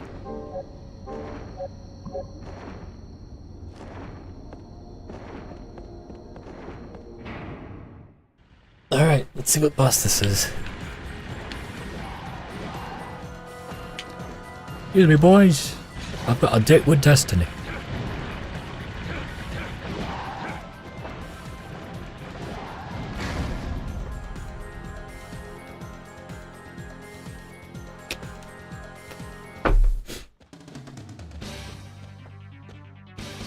Door boss.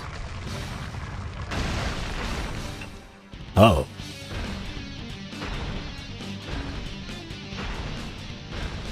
Alright.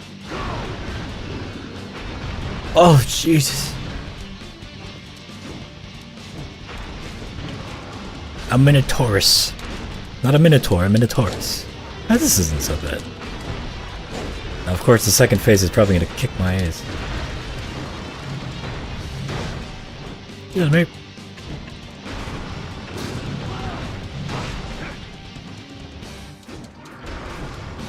Well, that was a tangent. So favorite food is lemon squares or corned beef hash. Favorite beverage, mine's Arizona raspberry iced tea. Yeah, returning back to sender here.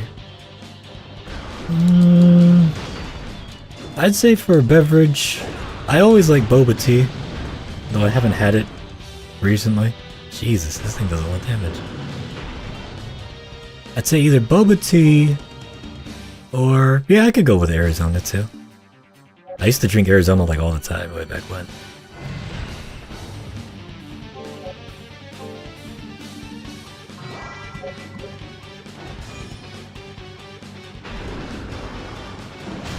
Jesus.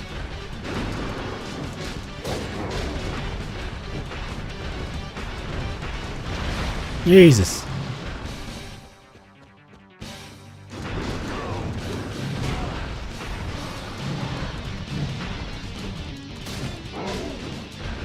Easy boss.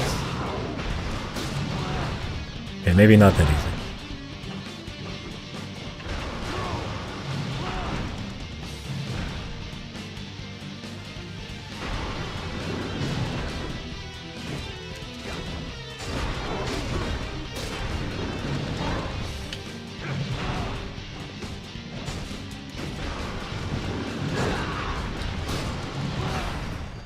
Uh-oh. Alright, come on, Lulu.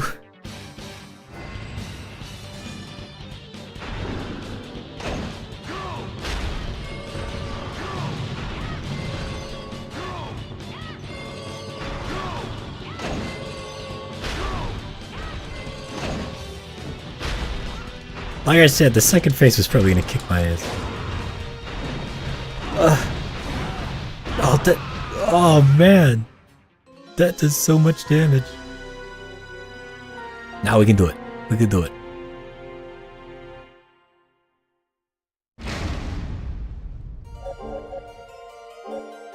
We can do it. We'll start off with the Juggernaut first, and then we'll switch to Spaghetto. Because if I remember correctly, there's like a blocking field I can put up. And I think that's what I have to use when it starts spinning around like an idiot. You jinxed yourself. I did. I did. I got too cocky.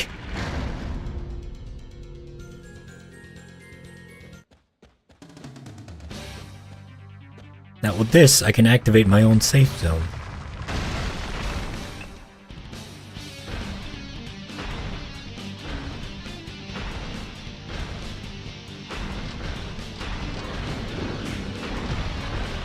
Guard him up!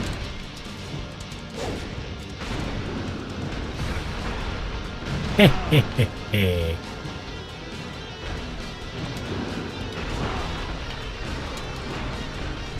Faithful Spaghetto.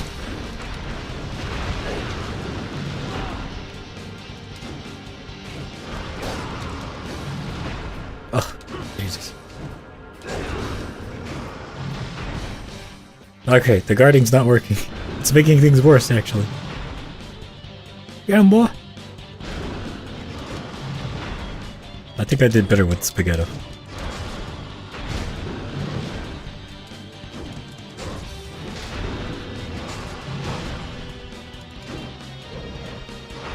Why is the camera like this? Hey, come on, come on. How you doing, buddy? You doing okay? Well, you were doing okay. Jesus Christ.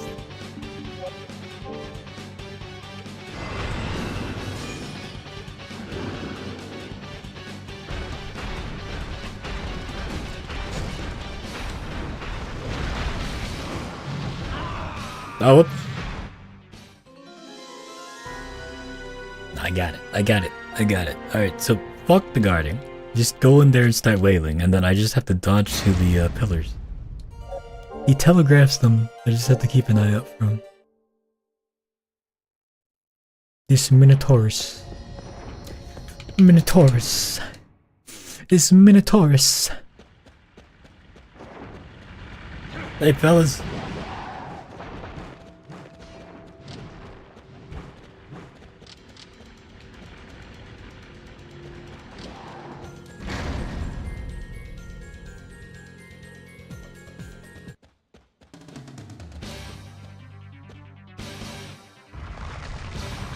This really is how the old games were.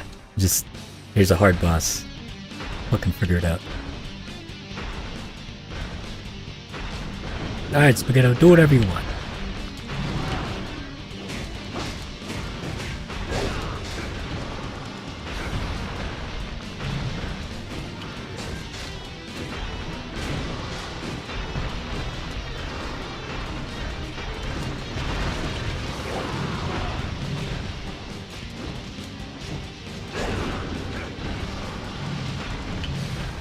Get him, boy!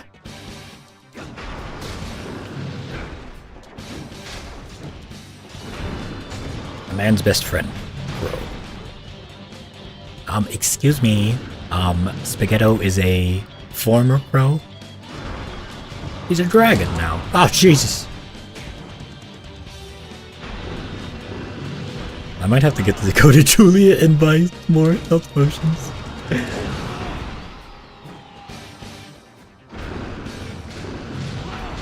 Jesus Christ. Alright, he's on second phase now.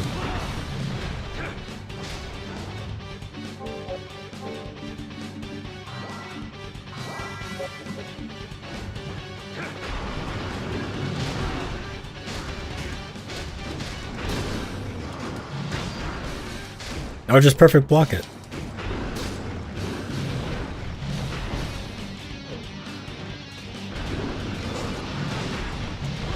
Oh, God.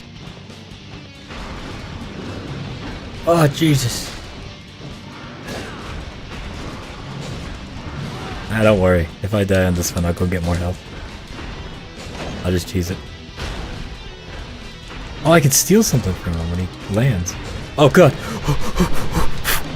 Woo. I don't know how I survived that, but I did.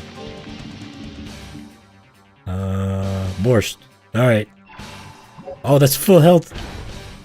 Oh, shout out to Borscht. Not even worth my time. Oh, Jesus, let me go, please. I'm too young.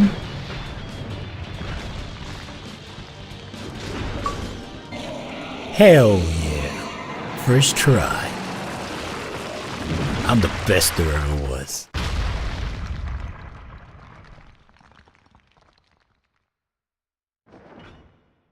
I love the boss fights in this game. I did it! All it took was the power of Borscht.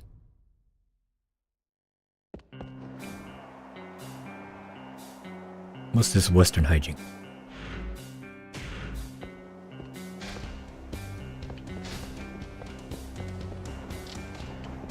Celebration, yeah! Oh Jesus, these zombies are level 26.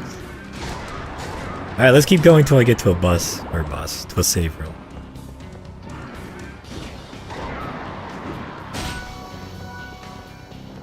I did it!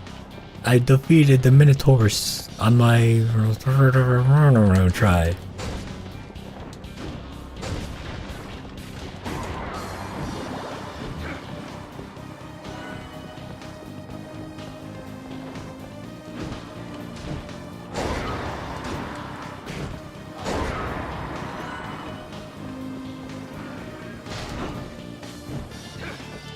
You know what's funny? After talking about all that food, I'm now suddenly kind of hungry. It was just the defeat of my enemy that triggered it.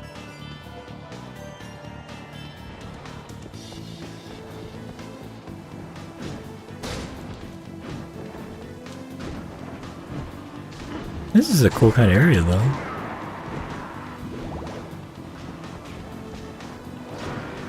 Oh god, they can throw bile, huh? I think that's what that one's about to do.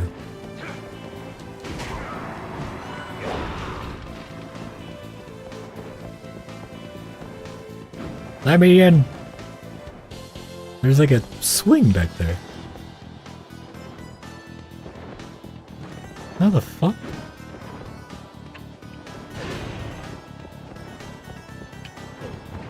Ah! If I can do this. Swing! A dungeon! Well, just like I said before, this game has a weird fascination with like just putting strange things where they're not supposed to. Maybe I have to get like a key to get in there.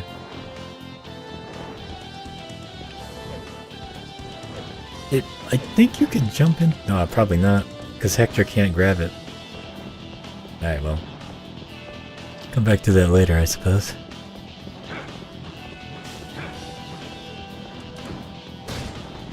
Just before, in the first dungeon of this game, there's like a chair, like an electrical chair, and you sit on it, and it like shocks you. You start shaking like a tree, but then it kills all the enemies around you. And it says something like, "Oh, this is a therapeutic chair." Suspicious, I agree. We'll have to come back later. I guess we have to pull a lever or something. Hello, boys!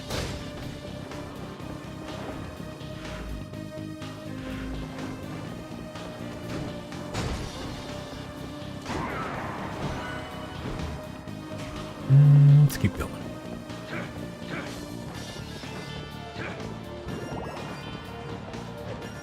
There are so many avenues around here.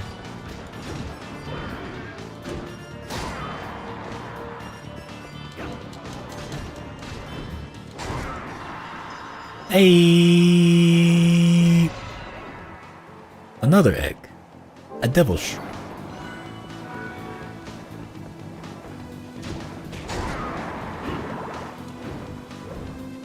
I bet you can like combine them. I don't really know much about the... maybe it's like Persona, you can fuse them together to get a bigger one.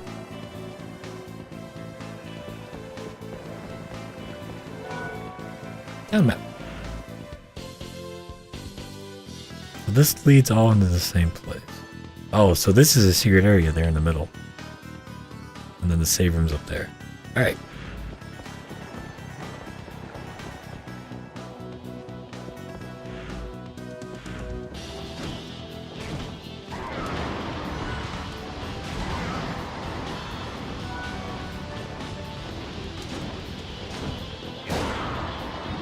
Normally I keep the little demons on command so they don't use up, because when they use like a move they actually use up health.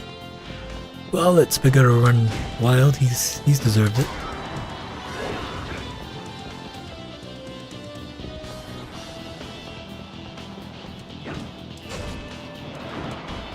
Oh, I remember these from the first dungeon.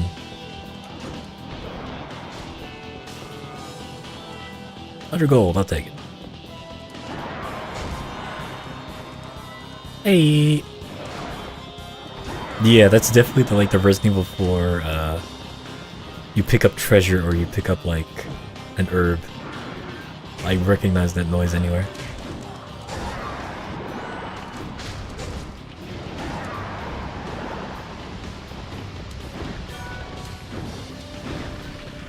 That chong.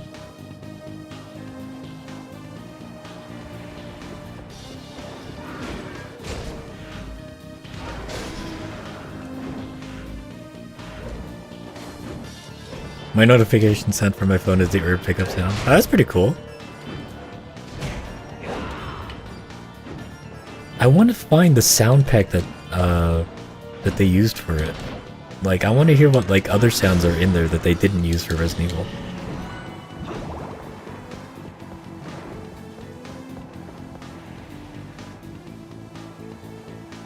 The whelm.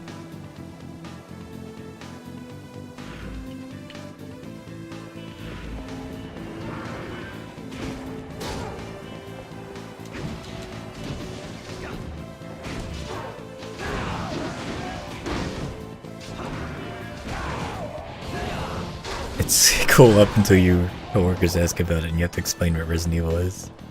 How do you explain what Resident Evil is, Jess? In those types of situations? Like, to somebody who has no idea what Resident Evil is, like, how do you articulate what it is? Like, normally when I'm asked a question like that, I just go, oh, it's a game where you shoot zombies and stuff. And they're like, okay, that's kind of cool. And they like get it immediately. Because if I go into like, okay, so here's how it goes, right? Like, so there was this mansion, right? And there's like zombies in there. And then they sent in like a team because the zombies were eating people. I'm a klutzy rambler, so you can imagine, I'm sure. So there's this guy named Leon, right? And he's like super cool. And like, he has maybe kind of sort of like this relationship with this girl named Ada. But then like, there's also this other girl named Claire who I think is better with, he's better with, so like, but they like shoot zombies and all that stuff. Oh Jesus, look at these guys. I get embarrassed to never know what order of explain things. Except for the Claire part.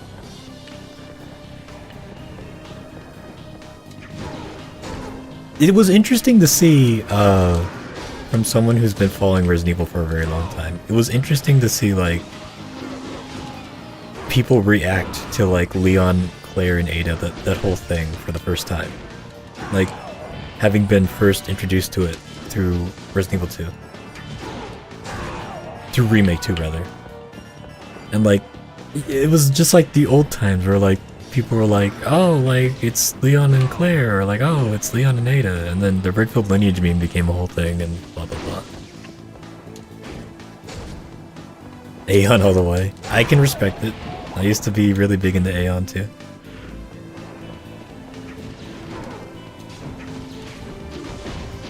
Jesus, these guys like hurt.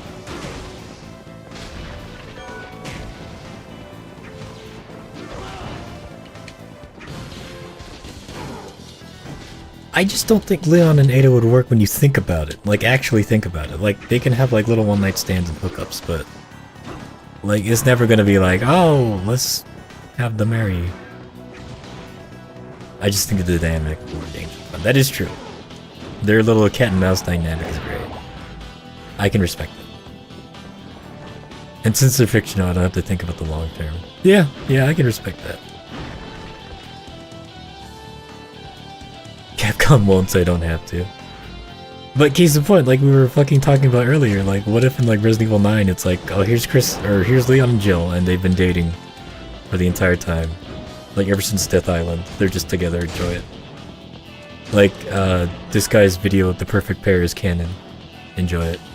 That's just how it is, take it or leave it. What if Capcom did that? That'd be fucking amazing, actually.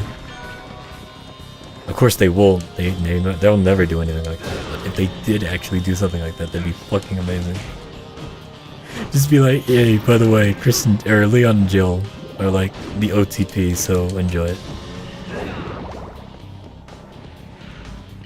Capcom would rather kill Chris than have romance in the games. That is true. And the only kind of real romance we've ever had, so I believe there's 2 examples. So for Resident Evil 4, well, not Resident Evil 4, for Resident Evil Gun Survivor, which was based on a prototype of Resident Evil 4, which is why there's like a Leon character and a kind of Ada character. There's Bruce McGiven and what's her name?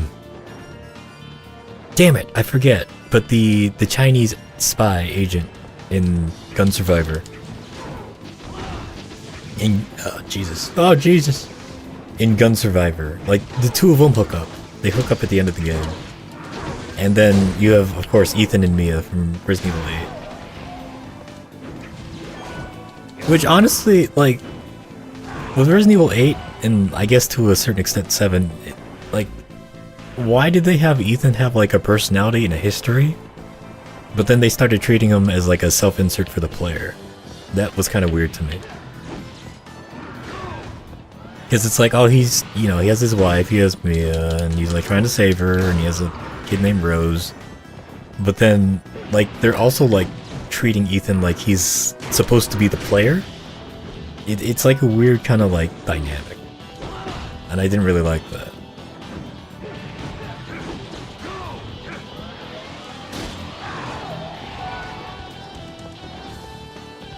I think it would be so out of left field that I would welcome something like that. If they actually do something like that, it'd be amazing. I'd be like, look at these guys, look what they've done.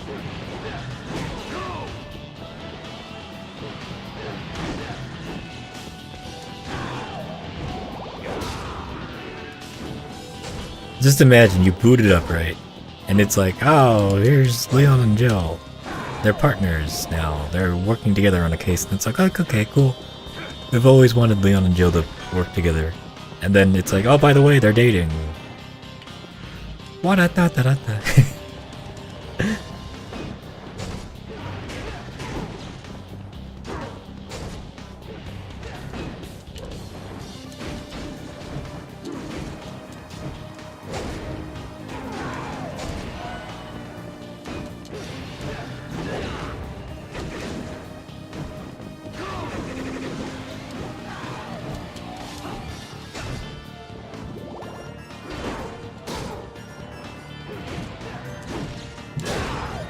I mean, hell, like, the Ethan and Mia romance wasn't even that good. It was just kind of like, it wasn't good for us as a player. Because it's like, you're Ethan, here's Mia, your girlfriend and now wife. Enjoy it. That's how it is. Take it or leave it. When, like, honestly, it should show, like, a little montage of, like, the 2 of them falling in love and, like, going on dates. Like, really quick, nothing too long, maybe, like, 1 minute, maybe 2 minutes if you really want to stretch it. But that'll, like, help the player kind of, like, be like, oh, okay. I get now why Ethan's going after her. Because now I, myself, have been... I kind of see, like, a glimpse into it, and I'm invested in this at least a little bit. Like, in Resident Evil 7, you just get that video, and it's like, I'm gonna go explode now, bye-bye, Ethan. And Ethan's like, what the fuck? And then, like, with Resident Evil 8, you get that little snapshot of their home life. But, like, that's it. They're kind of just, like, thrown in there and they're like, alright, go for it. I just wish that, like, as a player, it's like, okay, like, we have to find the baby. I can do that, I guess.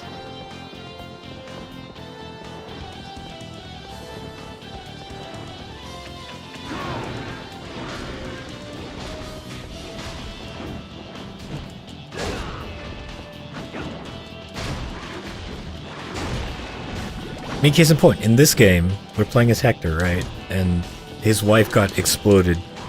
Like, they were like, oh, she's a witch, let's burn her at the stake, and they did. And now he's, like, wanting vengeance. And that's what we're up to here.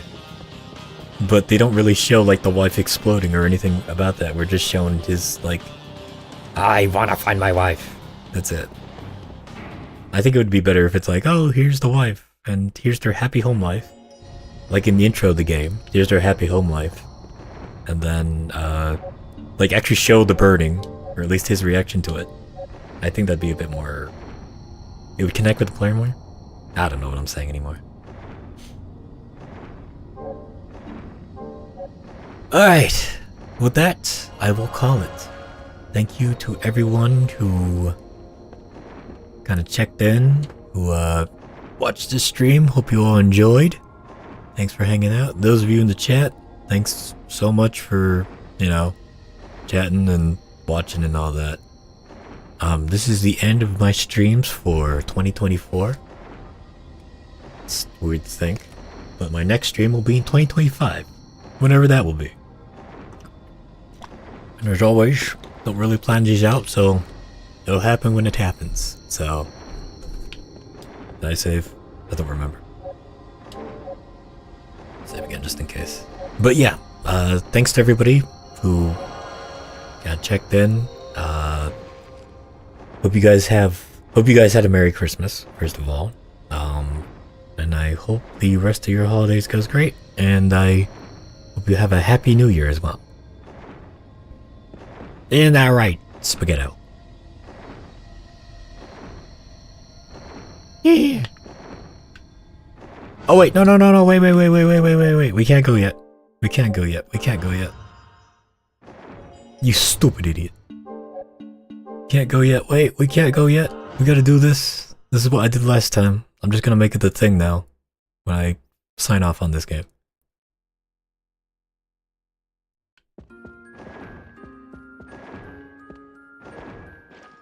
Perfect. Alright. Once again, thanks for everyone for checking out the stream. Hope you all enjoyed your stay. Happy holidays to everybody. Hope you all have a happy new year. And yeah, thanks. This is Detective Masterclass, signing off.